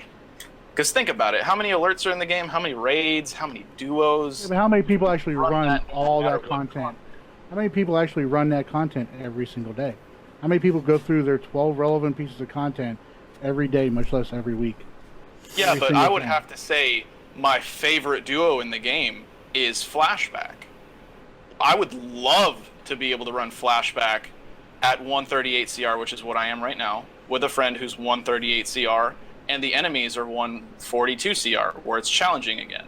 I'd love to do that shit. I'd be like, man, fuck the League Hall, whatever, I can't, what's it called? League Hall or Resource Recovery. Fuck Resource Recovery. I'm gonna run freaking Flashback every day instead. and that's where the issue comes in with the It would give you loot. the choice. It would give you the choice to run your favorite pieces of content rather than the content that is what is currently the current tier. But with that current tier, you run Flashback with this new CR, the reward for you running that will not be like instant. Like, you will not be getting 2 marks of victory, even if that's old content. Even in this scenario, you would not be able to get 2 marks. They would not be giving out marks of victory because And what's the point? Yeah, I mean- well, if it's made challenging again, why wouldn't it give you marks of victory? It obviously wouldn't give you the current gear. It'd still drop. Yeah. I mean, you might as well if it's not going to give you any marks, or anything like that. Then you're in the same boat as we're in or right now. relevant gear, then you might as well just queue up for the Flashback duo and take off 6 or 7 pieces of gear. But that's the thing. That's why we're in this, because you need to run the new stuff, you need to run the new stuff in order to get rewarded to move on and progress. That's why they implemented. Marks That's only for gear. right That's now. only for gear. For marks, Yeah, you marks can are go still well kind of below. trivial because the best gear in the game is from drops, which you're still gonna want to run current content to get. if I'm running, if this was put in place, and like let's say I run the flashback duo every day, the drops in the duo aren't going to change. I'm just getting marks for it now because it's scaled to my CR to where it's actually challenging again. I'm still going to get CR like 50 shit in there, which isn't going to help me at all, but it's going to help me earn marks, which will make me want to run the current elite raid, the current raid that will give me my elite gear, the current alert that will give me my elite gear from the previous episode. I want to run current tiered stuff. This just gives you the option to run everything in the game if you so choose to, because let's say League of Assassins alert is your favorite alert in the game. So you feel, and of course, I want to ask this to the chat as well. If you could do like the scenario, I mean, because I more and more we're talking about, I am getting more involved in it now. Now I'm officially, now I'm at that point. It's like, all right, you know what? I like the idea. All right, let's talk about the rewards now. Let's talk about the rewards. So, how late are we on to go? so with this proposed idea, if of course the drops would stay the same, that BS gear, whatever, that gear would stay the same. Exactly. See what I'm saying though? It would make you to where you'd still have to run current content. It doesn't make it to where new content becomes trivial. You'll still have to run it. You know what I'm saying? Yeah, because I mean, at the same time, so everyone out there would run, like in this scenario, you would run the flashback duo, and you would be okay with 2 marks and not worry about the gear. You would be okay with marks in these scenarios. Because you'd be earning so many marks, you could just buy the vendor gear and then be ready to go in and run that hard raid where you're going to earn the better gear. You still have to earn that better gear. It's just not going to be given to you. You still have to earn all these things, you know what I'm saying? So it's not still given to you. Here's why that's important. Let me give you this situation. This happened today. This is why I think this idea has a lot of merit. Is I'm training up a villain, maybe give somebody Vagrant somebody to play with once in a while. Yeah, I'm please. training up a villain. So I had a quantum troller who was about he was 115, and I said, hey, let me give it a shot. Let me try and run the Flash Museum duo and just see what happens. At 115. I knew what I was in for. I knew what I was in for. Get your ass handed to you. Actually, I made it through, and I don't think I died once. Because I was running with a really nice CR-140 who was patient, and we would step through it, and we're very careful. And I also ran in troller mode, too, so I was stunning like there was no tomorrow. But the point of that is, I felt bad about going in there because I knew I was underpowered I knew I couldn't contribute as much as I should have, and I would have loved to go in there with something that I thought would have been appropriate for that content, but I couldn't do that because I needed a ton of marks to buy what was on the vendor, and you can work through it, but then to work through it, I'd either have to run Corrupted Zemron day after day after day after day for probably about 3 or 4 or 5 or 6 or 9 days to get up enough marks to gear myself up properly, or I'd have to spam replay badges over and over again, which I don't like to do. Philosophically, I'm opposed to it. It feels too much like I just don't like it. So if I had the option where I could do Corrupted Zamoron and I could do the resource recovery, and then I could also go back and do like Shady Nightclub, which is one of my favorites, and do that over again. I would do that. I would do 5, 6. There's a bunch of different things I would do all at once if I could get marks, and then I could just run right back over the vendor, pick up the relevant gear that's appropriate for that tier, and then I can go into that duo feeling like, hey, I'm at least pulling my weight.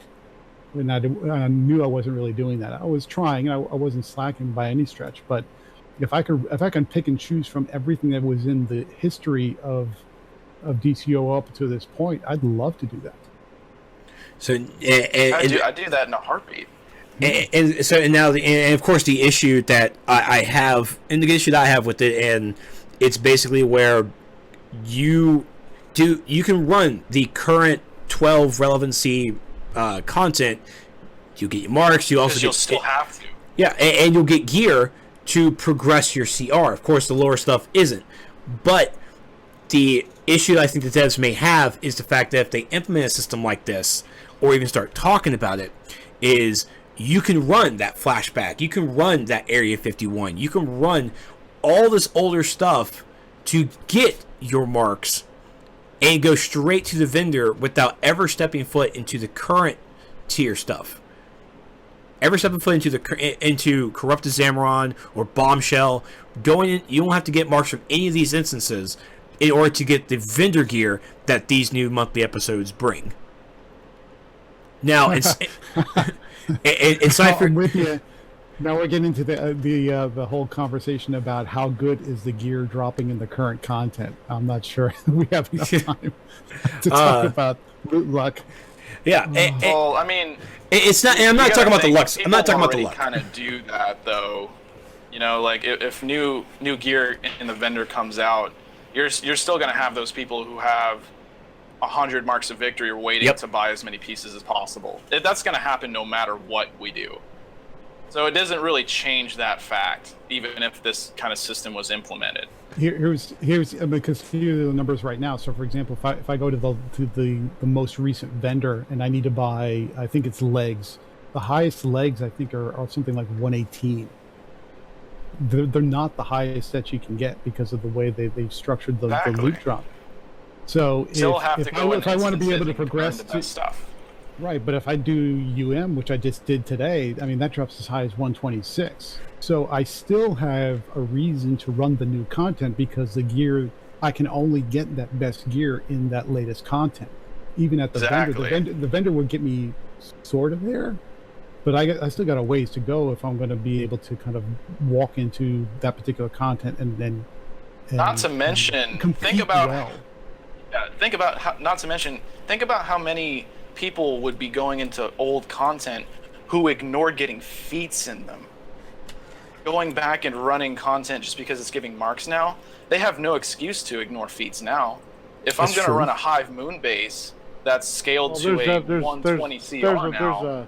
There's a much better way where you give people no reason not to ignore getting skill points. I'm just saying though, if you're going back and running content like that and it's scaled to be harder once again without our stats being touched, because everybody hates our stats being touched, but if it was still challenging, you're giving more opportunity for people to get those feats again. Here's another example that speaks exactly to that. So we did that LPVE, the new LPV that came out today, and it's got that freaking robots again feat where you got to sneak past the sleepers. And then you got to do it again, and you got to wake up all the sleepers. You got to do all that. And I just realized that for the original raid, the Nexus Week, I never got that feat. And so now I'm sitting here thinking, oh shoot, I got to go back and run that that's not a short raid. I mean, you got to run that thing again, and I'm not going to get any marks for it. I'm not going to get any marks for it. I'm not going to get anything for it.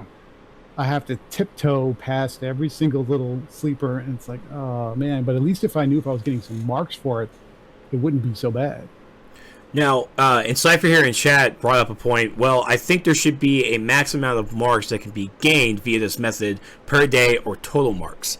So, there is a cap, because you can only get 100. You can only get 100, so it is capped. No. I think what he's saying is if everything in the game was able to be ran every single day, you can earn a possible of like 400 marks a day.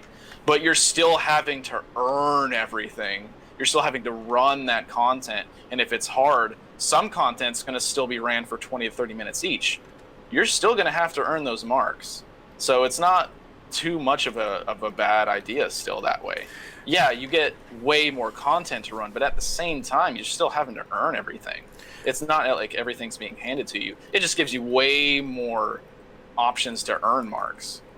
And in practicality, who has the time to run all the content all day long, every single day? Some leagues would freaking shit their pants to this idea, though. They'd be like, oh my god, I can run everything in the game?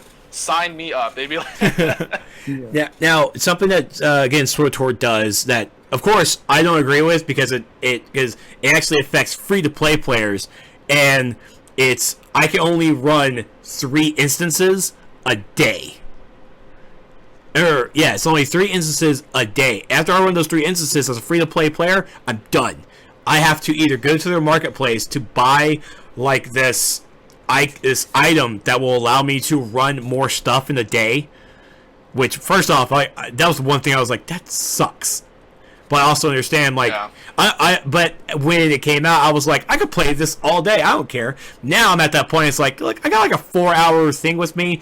Those 3 a day, I'm pretty cool. I'm okay.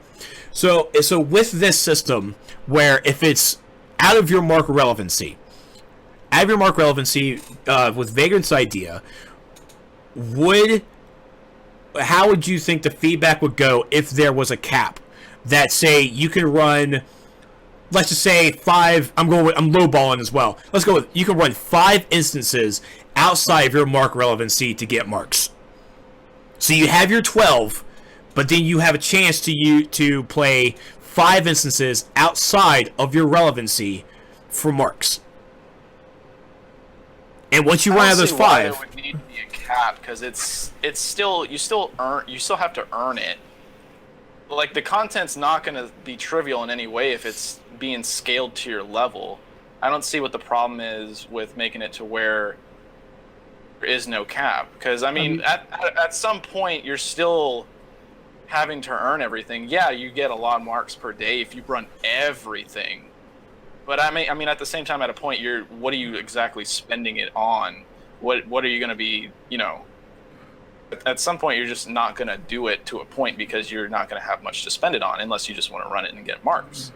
Yeah, I think the issue was originally, and that partly what brought around the mark relevancy is that the mark, your wallet was basically exploding. I mean, the numbers were just getting crazy, 50,000, 20,000 for this, and the numbers were just getting crazy high and untenable. And so the devs felt they had to find some way to kind of cap that and ratchet that down. So I guess there's some value in a cap, but I think the cap right now is just way too small. It's way too strict. I would be okay with opening up a bit more. I don't think 500 or 1,000 is outside of the realm of manageable. And I think that seems to recall that was what they were complaining about. I think the marks of victory having a cap of 100 is fine. It makes it to where if day 1 a new vendor comes out with new gear, you can really at the max buy maybe 2 pieces. With a system like this, even if you have so many options to earn marks, like I said, you're going to hit a threshold where you may be able to run content, get all these marks, but you're going to have nothing to spend it on. You're going to still have to wait for new content to come out. So in my opinion, having a cap, there would be no point. Just give it to where players can run anything they want. They're still going to have to run new content. They're still going to have to run current content. They're still going to have to do all these things in anyways. It doesn't really impede anything. It just gives more choice. I only see positive. I mean, doing it with this method, having all the content just give all the marks. If it's at your CR, you get marks, and you use those marks to get vendor gear, and then honestly, okay, I can actually see that being better for progression. Because I mean, if I'm, if anything, if I could collect marks more frequently, that would be extremely helpful for me to get. What are you going to spend those marks on? That Norseman style that's in the rare vendor drop, and all those styles that I have bits and pieces of, that it's 70 marks a piece. And then, like I said, eventually you're going to catch up on all that, and then you're not going to really have anything to spend it on. So you're still going to have to wait for new content to come out. And then when it comes out, you're going to want to run it still. It's not like you're going to be like, all right, new episode came out, let me go run Flashback to it. No, you're going to want to run the current tiered stuff still. Yeah, I mean, this does open up a bit more, I guess, because, I mean, everyone knows that for me, the vendor gear is the be-all, end-all in my eyes. I play the game to get my vendor gear, and the extra stuff I get from the raids and from the elite stuff, that's all just icing on the cake for me. And I'm not saying that 12 isn't enough, but going back and just doing more, having more options and more of the instances that I can do it at level, at CR level, and getting marks would just prone me to go to the vendor more. So I mean, I go into the previous content, I run my favorite my favorite operations, all the stuff from the Hand of Fate stuff. I run all that stuff because it's my favorite. I run all that, get the marks. I go back to the vendor, get the vendor gear, and then I could feel like, okay, you know what? Let me just go into now the current content and work myself towards drops. Where if you want to work towards vendor, you can just run all this stuff. But if you want to still prone yourself to the Lux system, you run that stuff. It's there. It's still there. So you run your current stuff. If you don't get lucky, you don't get your stuff that drops. Okay, well, let me go run this previous other stuff, get marks, and I can go to the vendor instead then. But that also does take away from replay badge sales as well. Because if we can have all this open other content to run marks, why should we spend replays on the newer content and keep basically spending our replays Drops. on the luck of the draw? You need the drops. You still need the gear because not all the best gear is on the vendor, so you would still Not need to the mention, people will most likely spend replay badges on instances they're still gonna like. Yeah. So, like, for instance, if I like League of Assassins that damn much, I'll be like, sure, I'll run League of Assassins again. Let me reset it. Let me scale it to my CR relevancy. Because here's what happens right now, right? So on my main, it's like a 140 on the tank, and the DPS roll is like 139. Essentially, the only thing I'm doing with that main at this point, because it's the only thing that really makes any difference, is I'm running Desecrated Cathedral and the Flash Museum duo daily, and that's it. There's no point in playing anything lower because the drops aren't any better, and I'm almost at the cap for 100, and I'm just looking for excuses to spend the marks, and that's it. I'm just kind of stuck right there until the new episode comes out. Now, if somebody else wants to run it, and you know they want to partner up with somebody that's got the CR, that's fine. But as the way the system works, the way it's in place right now today, once you get to that level, you just kind of stop and you're in this holding pattern, not trying to do too much. Because if I get more marks and I hit that cap, there's really nothing to do with it because I've already got better gear than what's on the vendor, and I've got my rent is all paid up. So there's really not much point to it. You're just sort of in a waiting pattern until the next episode comes around. I don't want that. I want to spread out. I want everyone to spread out and enjoy everything that they have, and incentives and challenge should go along with that. Sartic. Plus, they could sweeten the deal. There's so many ideas for this. They could sweeten the deal and make this a members only kind of feature. They could do a whole bunch of things with this. It'd be ridiculous. Sartic, no. Marks of victory. I don't want any secondary marks. I don't want any symbols. No. It's What about badges? fudge. No. Wait, replay badges? Replay badges are already here. I don't want any. No, I want a one mark system because I don't. I mean, if you. No, I'm done with multi marks. If you really think this is gonna eat into the replay badge sales, do you really think people are replaying current content to get marks, or are they replaying content to get the best gear draw? They are replaying to get the better gear. They are. It's the gear. Exactly. There's no reason to replay The highest content people could give a shit less about the marks. They want the best gear drop. And basically ours. If they're already running best content, they already have the best vendor gear. They're replaying that content over and over again for the drop, which is still going to sell replay badges, even with this kind of system. The 2-mark system would work for this if we still had the 2-mark system. And even the 2-mark system, I hated the 2-mark system. I hated having new marks come in and the old ones just chill there. I hated it. I was okay with the symbols. I understood why the symbols were there. I still hated them then, and I still hate them now. I just want one mark to buy everything so I don't have to worry about multiple. I just don't have to worry about all that stuff. I just want one simple mark that I have to worry about. I don't like math. I don't care what my videos say. or what my Excel spreadsheet says. I don't like math, and I don't want to do a lot of it. Just want one simple mark, one mark of victory. That's it. That's all I want. All right. So you could always do half marks, stop it. like a 50-cent piece. Stop it.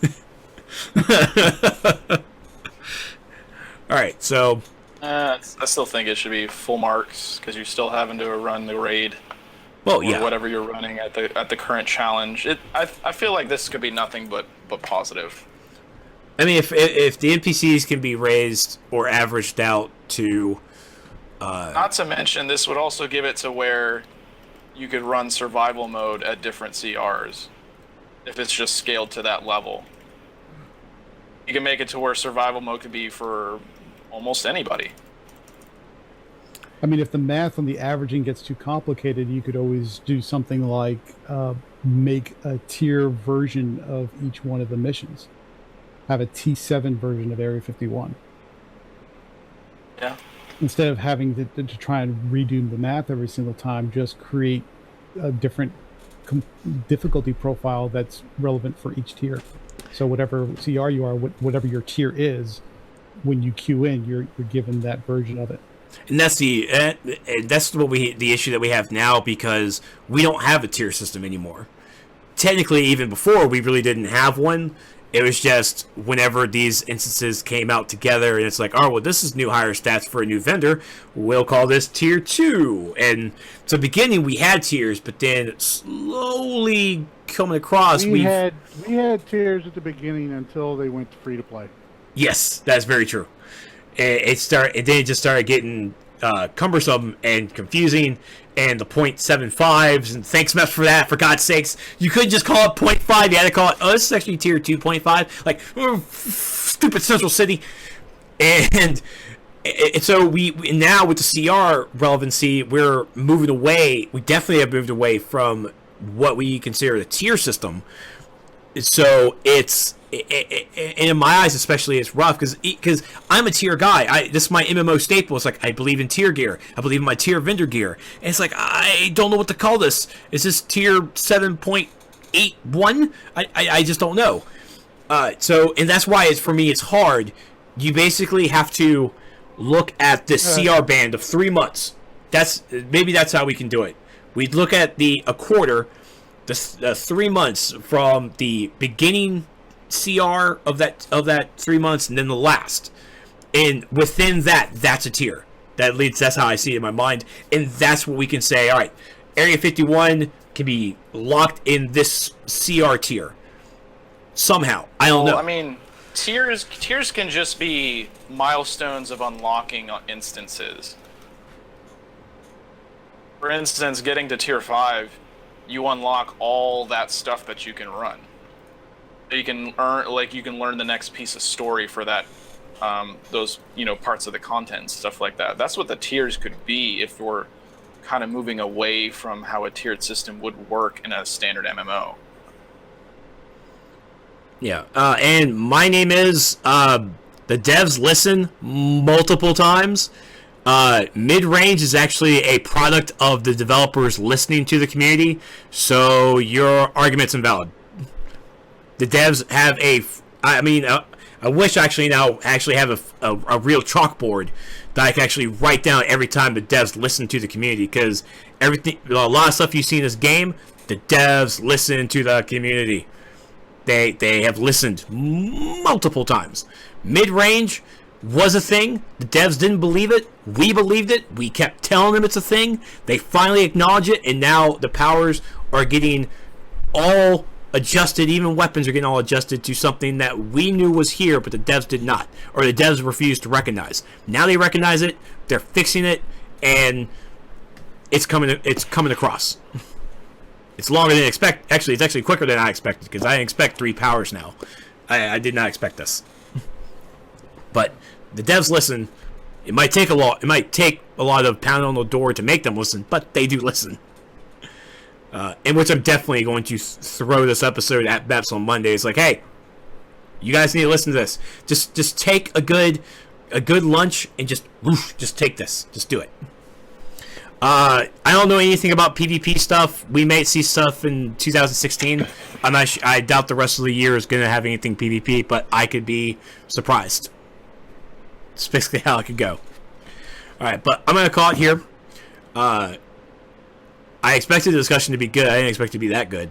So, kudos, everybody.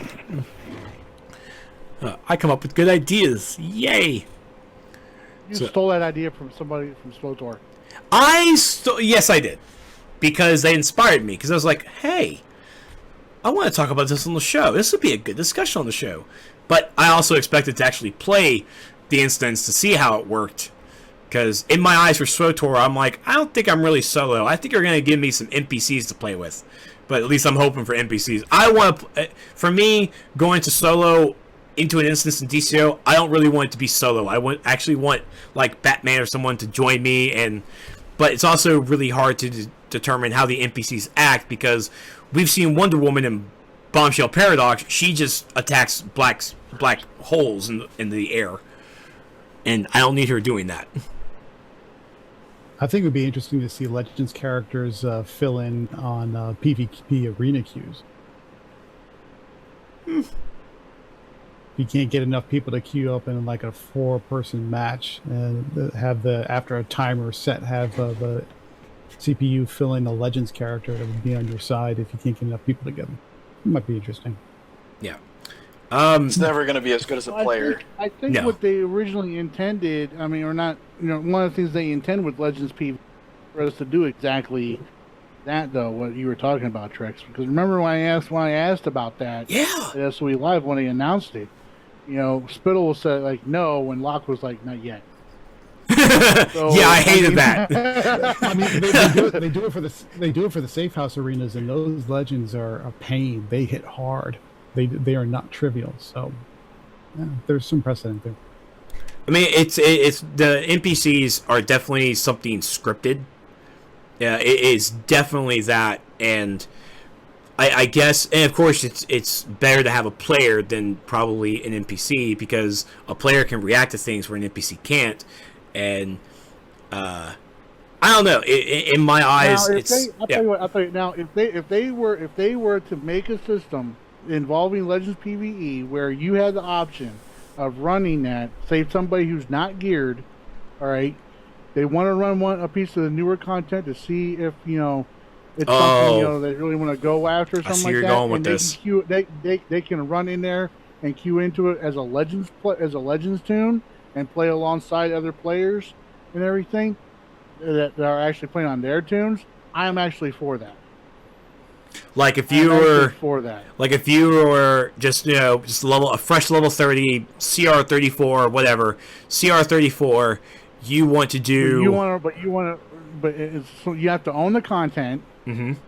You have to own the content, but the only thing you get is mark Marks of Victory. You get to figure out, Marks of Legend, because you're running as a Legend tune. Okay.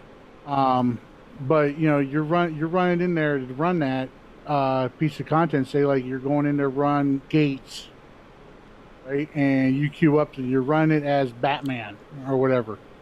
And I am actually that sounds like a good idea to me. I could get on board for that.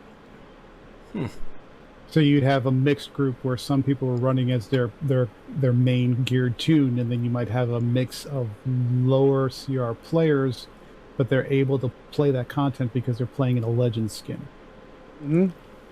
I would exploit the hell out of that. That might be kind of fun. That would be too exploitable. Because I'd be but like I said, you'd only be able to get Marks of Legend, and you wouldn't be able to get any gear drops from it. But I'd be able to earn Marks of Legends really fast. I'd be like, all right, guys, let's go into FOS 3. Let's have all of my 140 CR buddies go in there. I'll just queue myself as Robin. I'm in there for 5 minutes, and I earn 5 Marks of Legends. Damn, let's do that again. Okay, see, that could be exploitable. I'd like to see. I'd like to That's see the only problem with that. Spin Trigon. Oh my god. Yeah. It would be awesome, but the way I see it is it'd be too exploitable. I do like the idea. Well, I do like it. But if they do it as like a sort of a preview, like a way Yeah. for you to experience newer content. Yeah. If they did that, they could cap the you could earn the possibly. marks. Yeah, Yeah, so but it's seriously, I basically mean, like a Marks of preview Legend. mode. I mean, how are you really, exploiting, getting, earning Marks of Legend and buying nothing but Legends tunes with it? That's true. You're still earning Legends tunes, which are supposed to be earned. Doesn't matter whether it's PvP, Legends, PvE. I want you to earn it. Yeah, but they're doing it now with Legends PvE. You still have to run through the content, which doesn't take Well, the content would still be, I mean, it's not like, the content would be a cakewalk. Still, I mean, you'd still have to perform. You'd still have to perform. No, you still have to perform your job. No. In Vagrant's example, he was talking about where, let's say that we did the FOS 3 raid, he would be just whatever level 30. Whoever I pick doesn't matter. Oh no, it wouldn't. No, because if we implement Vagrant's new difficulty scaling system, it wouldn't be a cakewalk. Well, he also If they I'm looking at it. Up to it, yes. I'm looking at as a low level tune going into like a tier 2 instance to try it out as a Legends tune. I'm not looking at a high level tune going backwards. I don't see it going backwards. I see it going as a low level going up. That's how I see the example from Super Patriot. Yeah. Kind of as like a tease. But no one really hugs there's those more older opportunities. content. I think there's more creative ways we could be using Legends than we do today. LPV, does its thing. The marks, I mean, the feats, there's a lot of them. I think that there's more creative ways we can continue to use those more than they're doing now. Well, the first thing they need to do is stop making Legends PvE an event. Same with survival mode. I don't understand why those are events. They don't feel like events. They're content. Events should be things that feel eventful, not, oh, it's this instance, but I'm just running it as a Legends tune. Well, I mean, survival mode is kind of like that PvE competition. That I had an argument with someone about in the forums. But I mean, that's a competition thing to prove that you're like the best of the best and trying to get to the rounds first. That's a competition thing. That's an event. Survival mode is definitely an event. The Legends PvE, it might not feel eventy, but I mean, it's a limited time offer while they go through the cycles. It's not something. I mean, I get it. Feel like an event. Yeah, I get it, but it's... Then the only reason I would say is I would argue that survival mode shouldn't be an event is because, number one, Guild Wars 2 has a survival mode like instance that can be ran any time you want. You can just go do it. Doesn't matter. And it actually, like the developers are working on, it just keeps going. It's endless. The difficulty just keeps going. Yeah, it's probably because of coding within the game. They just can't do that. Yeah, I mean, they did say a really long time ago that they were going to try and get it to where it will be endless eventually. That way it's not like there's only 20 rounds or, at one point they could just have it to where it goes endless and then pretty much anything past a certain point is just a random reward that's within the instance. Then you could just brag that I got to round 90, bitches. If it was endless, of course. I just don't understand why it's not why we can't run this whenever we want. I've never understood the point of a game where you take away content from a player. It's content that's not pervious to the progression. It's just this fun extra thing, limited time event. It's a limited time event. Why can't it be a fun extra thing that we can do all the time? Because God knows because the devs don't want it that way. Features. The devs want that competition. The devs brought competition to the PvE all the time, 24/7. If it was like, oh, we got round blah blah. I'm just saying, if they made it endless, it makes more sense to make it an event now because it's not endless.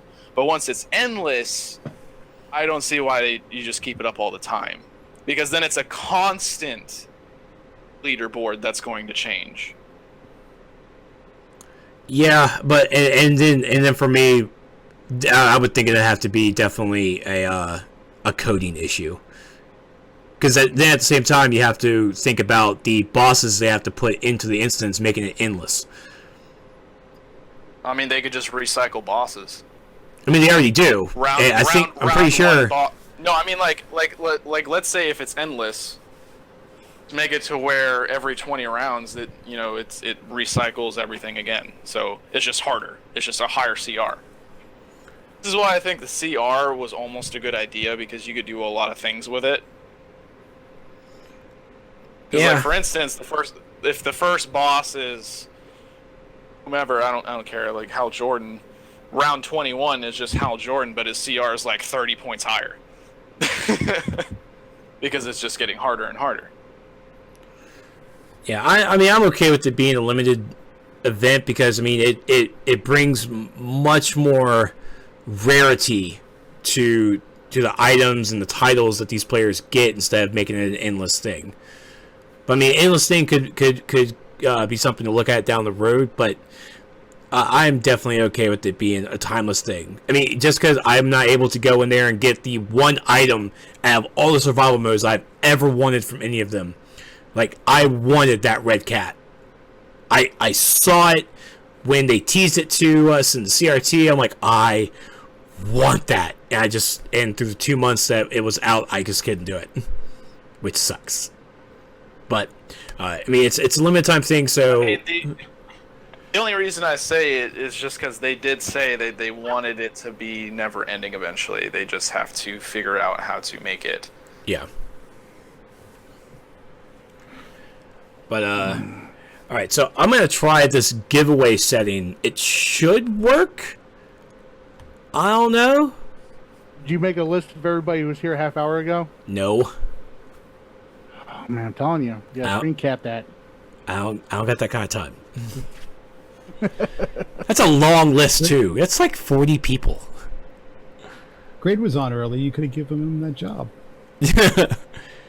I mean, I'm using this new system, but I mean, I have the old one as backup just in case. But, so, let's see how this works, because it's supposed to be just input.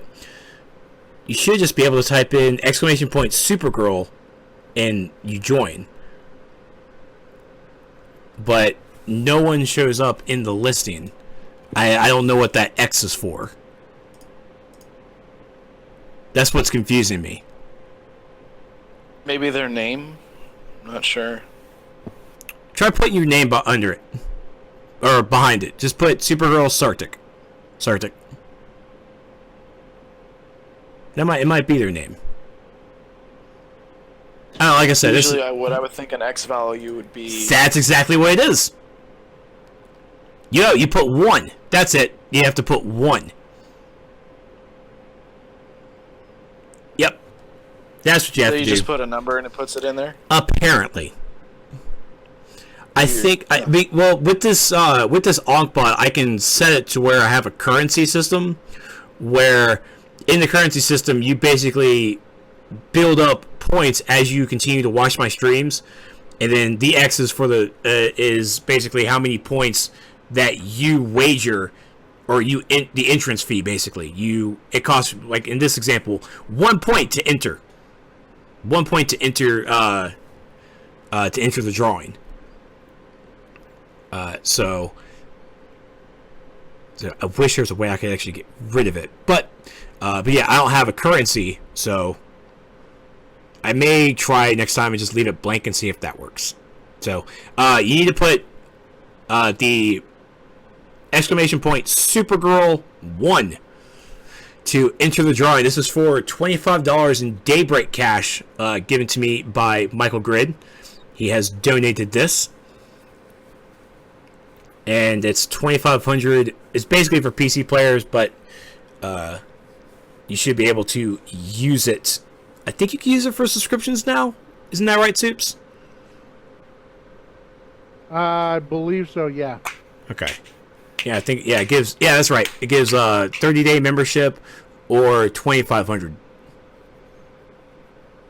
So wouldn't it just be better to do Ooh, actually, let me. 2,500? Does it better give 30 days and 1,000 station cash? Yeah, I think that's. Cash. I think that's what it does. Let me look at the card again. Actually, I can just go to the freaking announcement page since I'm already on it. Oh, where are you?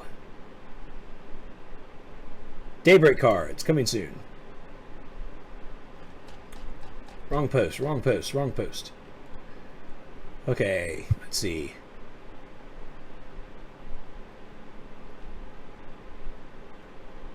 So the previous cash cards, blah blah blah. Don't fret. When you redeem these $25 or $50 cards, you have the ability to either redeem for all Daybreak cash or split the redemption between full months of all access membership and receive the remainder in Daybreak cash.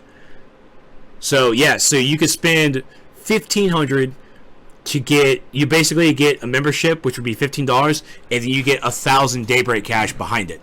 So that's pretty cool. The PlayStation Love is, I would have tried to get a PlayStation card, but I have $30 in my bank account, and so I can't.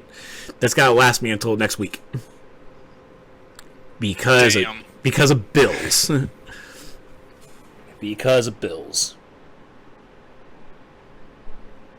But it's okay because my grocery shopping was actually, I did my grocery shopping well enough where I don't have to go out to eat this week.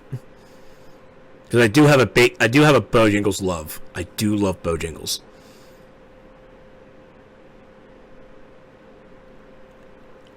So, alright, so I'm going to leave it open for another 2 minutes. If you guys have not entered for the $25 Daybreak cash card for PC, be sure to enter Supergirl, exclamation point Supergirl 1 to enter.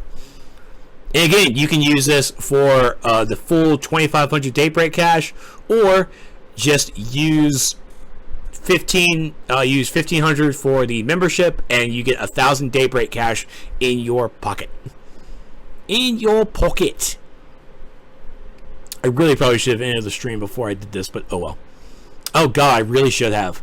Nope, I don't care. It's going to tell people they should be here for this kind of thing. Ha ha ha ha ha. Oh, so sorry for the linkage. I really do need to make up a new rules thing.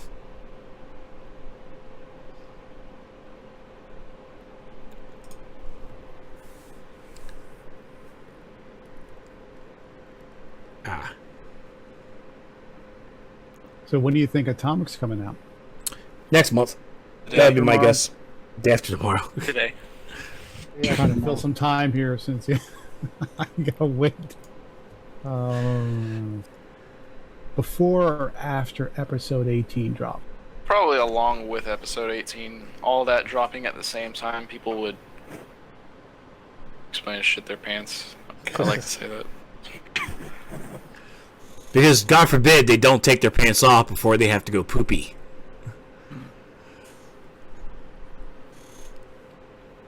But, alright! Have a lot of Firestone variants playing that pit duo. Alright, picking a winner! Tony Lantern, speak up in chat.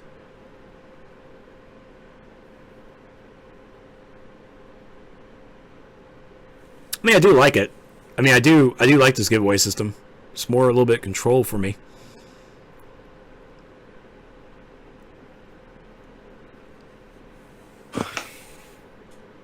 Come on, Lantern.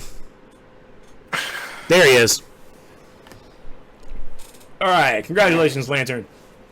You have won $20 in Daybreak cash. Excellent.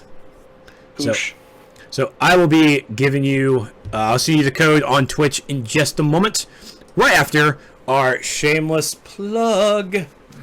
So be sure to follow the Sourcecast on the social media over at Facebook and Twitter at DCUO Sourcecast, or just type in the Sourcecast and you'll find us. You can follow the videos on VOD over at youtube.com/Trexlight in the Sourcecast playlist. And you can follow the MP3s over at Trexlight.com on the DCUO Sourcecast page, or on iTunes. Just search us for DCUO Sourcecast. And if you guys have any questions You guys want to email us at dcuosourcecast@gmail.com, or be sure to download or and install, or just go to the webpage for Discord. Join us on the Discord, and you might be able to join the chat, join our discussions like Chillcat did twice even. He likes it. Soups, where can we find you? You can, of course, find me at youtube.com/thedaddy'shouse. I'm also on facebook.com/thedaddy'shouse.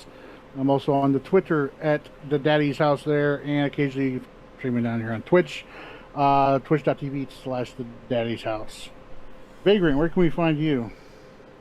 You can find me at Facebook /TrickTracked. You can find me on YouTube /TrickTracked. You can find me at Twitter at TrickTracked.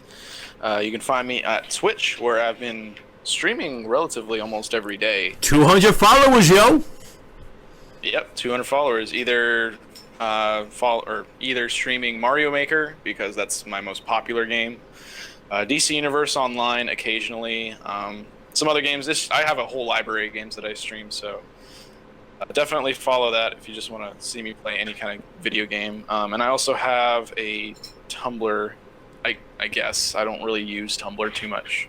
I also have an Etsy store opening up soon, where my girlfriend's going to be making shirts and stuff like that. And I'm also having new artwork for this page specifically being done soon as well. So you'll finally have Trick Tracked over there for me, Trex. Yeah, where can we find you, Trex?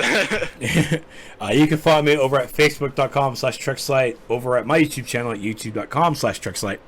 And you can find me on the Twitter at ThisIsTrix. And follow me here on Twitch over at twitch.tv/Trexlight for all that good stuff. And Chillcat, you want to give your information out? Who, me? You! Sure. Does Chillcat want that kind of negativity in his life? Great. No, if you want to follow me, basically you see the the kind of only Twitter person- followers I've got. I've seen your Twitter followers. No, thank you. If you do want to follow me on Twitter, it's at the Chillcat. That's it. Or I'm mostly on the forums. If you want to look for me there, it's just Chillcat on the forums. Or representing felons with me on Twitch. If you're, I'm not ready to give out that name yet, so we'll see how that goes. I'll try to have this episode out this weekend. So I know you guys, especially Chill, you guys liked the discussion that we had. So be sure to, of course, I post every episode on the forums. So just throw the links out in threads like, hey, we already talked about this on the Sourcecast. Hey, you gotta throw it. Just exposure. So just send the episode. I feel like I should make a huge detailed post about that idea that we had today. You need to. And then once I have the video up, you can link it. That's exactly you. Any idea you guys have, post them on the forums. Just because you get some people that might come in there and trying to troll it, well, trolls be trolls and they suck at life. But yeah, any ideas you guys have, you need to post onto the forums so the devs can read it and they at least can kind of talk about it. But all right, that's it for us. I want to once again thank Chillcat for being our first community guest. There you go, community guest. I like it. There we go. Thank you. And we will see you guys next week, next Friday, for another episode of DCUO Sourcecast. It's gonna be Halloween weekend. So, and also remember on the 29th at 9 p.m. Eastern, right here on my Twitch channel, we'll be having the Michael Grid 3rd annual Halloween party, giving away a whole bunch of stuff. It's gonna be a lot of great fun. So we'll see you guys next week for the Halloween episode. Not sure what I'm gonna do because it's not like we can dress up because we don't have cams. Ha ha ha ha ha. Or at least some of us don't have cams. Ha ha ha ha ha. But we'll see you guys next week. Hopefully Brittany will be able to show up. And be sure to follow her on her Twitch channel at whatever her Twitch channel is, because she's streaming. She might be streaming. Is she streaming right now? I didn't get a notification. I think she's still doing survival mode. Maybe. I don't know. Yeah, I don't think she's doing that anymore. What, streaming survival mode? After the reaction she got from her round 15, video, I told her, I was like, I just stopped doing it. Because, people were like, oh, you didn't post the round 14 video. You guys must have glitched it so you could get by it. Oh my god, are you serious?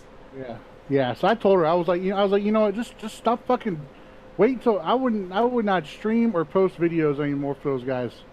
I would just fucking, I'd wait until survival mode was over. They're gonna act like that. If people are gonna act like that, screw them. So Yeah, she's not streaming right now, and she gets some pretty vile comments on her YouTube channel. I'm yes, not she sure what does. that's about, but that's really not kind, really not nice. because Really not cool. because the DC community is toxic. I hate to say it, but it is. These are children. These are men that are acting like boys. And they're on the internet, and she's a female. She's a high Asian female. These are all things that internet men do not like. And they just blast her because she's good at the game and they are not. It's a whole thing. It's a whole ring of jealousy, and these people need to deal with it. They need to just like. So they actually attacked her because she didn't post one video. Yeah, because and she flat out said that. She flat out said the reason why she didn't post a video up was because she doesn't want other people knowing the strat. Because everybody goes in, everybody's been going to their videos, her videos, or watching her stream, and seeing how they do stuff, do survival mode, and then they repeat the. They're copying her playbook. Yeah, they're copying her playbook basically, and they're not giving her any credit for it, and they're still talking shit about her. Well, I copy her play. I copied the playbook. I told her, I was like, I told her flat out. I was like, man, stop doing it then. I mean, because she doesn't post. It's not like she's posting videos, to be famous or, she's not posting it. She's not posting the videos to be famous or to get recognition. She's posting those videos to help people. I mean, it's the main reason why you started your channel up. It's the main reason why I started my channel up. Yeah. But it's just, people are like, it's like, oh, well, this and that, so you must have cheated, blah, blah, blah. And, it's just ridiculous. It's just ridiculous. That, or it's like, oh, the only reason why you beat is because, you kiss the devs' asses and everything like that. I mean, honest to God, it's why I've stopped doing as many videos I have. It's true. That's it right there. I mean, I would love to post more videos up. I'd love to be able to do, more content videos and, show stuff to people and all that. But honestly, and this is a big thorn in my side when it comes to, the community, because there are people out there. There's people like that, show up for the stream every week, that say positive things, say good things and all that. Every once in a while we get a hater in here, which is fine. They're entitled to their opinions. But the problem is, the vile people out there, the haters are not, they're more vocal than the positive people are. And when you stand up to people, I mean, this has happened to me like repeatedly for the past, like, going on 5 years.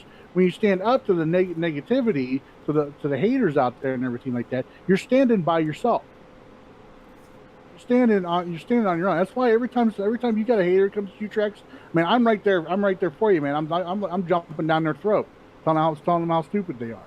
Anytime somebody hasn't played the game for like 4 months, all of a sudden decides to chime in on, something on Twitter or something like that, saying, man, this game's dead anyways. Why are you blaming it? I said, dude, you haven't played the game for 4 months. Why do you even care? I'm always jumping up and stand up on it. But I mean, and I'm not saying you haven't done it before. I'm not saying other people haven't done it before. But a lot of times, man, every time when I've stood up and I've like stood up for somebody else, I get a lot of time, I get gained up on with it. And then when I turn to that person, I'm like, why don't you come out and say, yeah, this person did this to me. The immediate response is, I don't want that kind of negativity. I got some asshat right now, Chillcat seeing it on Twitter, trying to convince me that you shouldn't say anything. If somebody says a lie about you, you shouldn't stand up and say it's a lie. Because people only stand up and say anything if it's the truth and they don't want it known. No, you idiot. That's how illogical is that? How stupid is that? No, if somebody comes out and tells a lie about you, you come out and say, no, that's a lie and this is why, and you give them the truth. And some people just can't handle the truth. Or at least they just don't accept it because they don't They're idiots. But yeah, I saw a Twitter post, and I can't believe she got that much flack over it. I mean, I'm going to say, I mean, you guys don't know me. I'm just a guest on this one, but I'm going to say this flat out. Brittany is by far one of the best tanks in the game, period. And she's just awesome. I'm sitting right here. Well, I played with you, so I know the difference. Touche, sir. Touche. Yes. Flat out, and I don't care what her nationality is. I don't care what her gender is. I don't care what her political beliefs are or anything else. She's just flat out awesome. And if somebody doesn't like the way if somebody doesn't like how well she plays, how well she progresses, if somebody doesn't like her success, that's their problem, and they just need to shut the hell up. Just be done with it. She is just that good, and people just need to get over themselves. Pretty much.